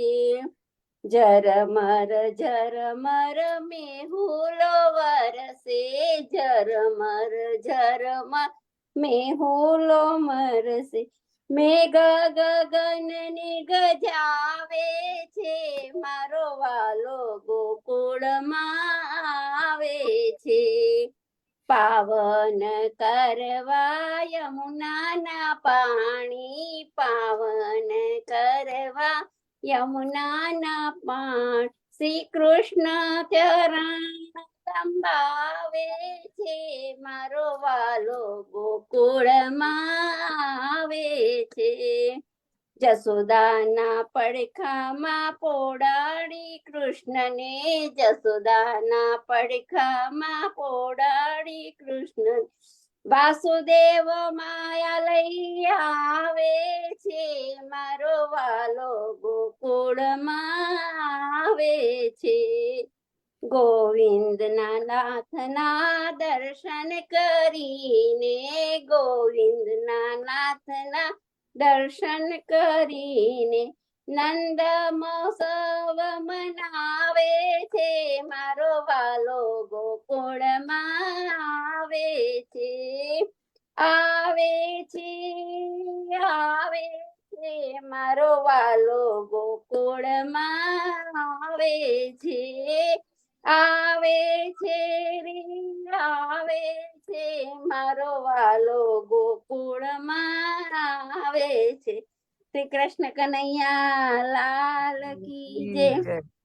જય શ્રી કૃષ્ણ. ગિરિરાજ ધરણ કી જય. ગિરિરાજ ધરણ કી જય. આપણે કોઈને આશ્રપદ ગાવું છે? ચક્ષુ છે, આપવું એને એક જ હા. મિનિટ. જય શ્રી કૃષ્ણ. સર્વ વૈષ્ણવ જય શ્રી કૃષ્ણ. જય શ્રી જય શ્રી કૃષ્ણ. કૃષ્ણ. એક જ મિનિટ. હા, ચક્ષુ. આપણે રીટા આંટી, પછી નીરુ આંટી, કલ્પના આંટી, તમે લોકો બધા પેલું ફોર્મ મેં મોકલાયું છે ને એ રવિવાર સુધીમાં મને મોકલાવી દેજો. ઓકે. પાતાંજલિનું ફોર્મ, એને છે ને તમારે પ્રિન્ટ આઉટ કરવું પડશે. ફોર્મ હા. ફિલ આઉટ કરીને એ મોકલી દેજો. પ્રિન્ટ આઉટ કરીને ફિલ આઉટ કરીને એમાં ફોટો લઈ ફોનમાં પ્રિન્ટ આઉટ સ્કેન કરીને કરી આપણે હા એમાં પેલું આધાર કાર્ડ નંબર ને બધું વાંધો અમારા નહીં? આધાર કાર્ડ નંબર કશું નથી જોઈતું બધું. એમાં ખાલી તમારો ફોટો અને જે મેઇન વસ્તુ છે ને એ જ મોકલી આપવાની છે. ઓ એવું. યા બધું ભરો નહીં તો ચાલશે, દરેક ફિલ આઉટ નથી કરવાનું, પણ એટલીસ્ટ તમારું નેમ, એડ્રેસ, ફોન નંબર અને પેલું તમારો ફોટો, એ જે છે ને 4-5 વસ્તુ મેઇન એ ભરી દેજો. ઓકે. ના, એટલે મારે પ્રિન્ટ આઉટ કરીને પછી ભરી અને મોકલી આપજો. હા હા બરાબર? બરાબર. ઈમેલ કરી દેશો, નહીં તો આવી રીતે ફોટો પણ લઈ લેશો ને આખું ફોર્મ આવે એવો ફોટો પણ હા. લઈને પછી મોકલી શકાશે. હમ, પણ ના, એ એટલે મોકલી દેજો રવિવાર સુધીમાં, મહેરબાની કરીને પ્લીઝ મોકલી દેજો. પેલું આધાર કાર્ડ બધું નંબર હતું ને એટલે થોડું થકે ના, પછી આઈ થિંક તમારો પાસપોર્ટ સાઇઝ નો એ હશે ને, તો હું તમને મારું ફોર્મ મોકલી આપું છું, તમે જોઈ લેજો એક્ઝામ્પલ તરીકે. ના, તો વાંધો નહીં, તે કહ્યું એટલે હવે વાંધો હા. નહીં. ઓકે, ગો હેડ. ચક્ષુસા, આશીર્વાદ, સોરી. જય શ્રી કૃષ્ણ બધાને. જય શ્રી કૃષ્ણ. જય શ્રી કૃષ્ણ. શ્રી કૃષ્ણ કનૈયા લાલ કી જય. ધરણીના ચરણ સો, ધરણીના ચરણ કે શ્રી વલ્લભના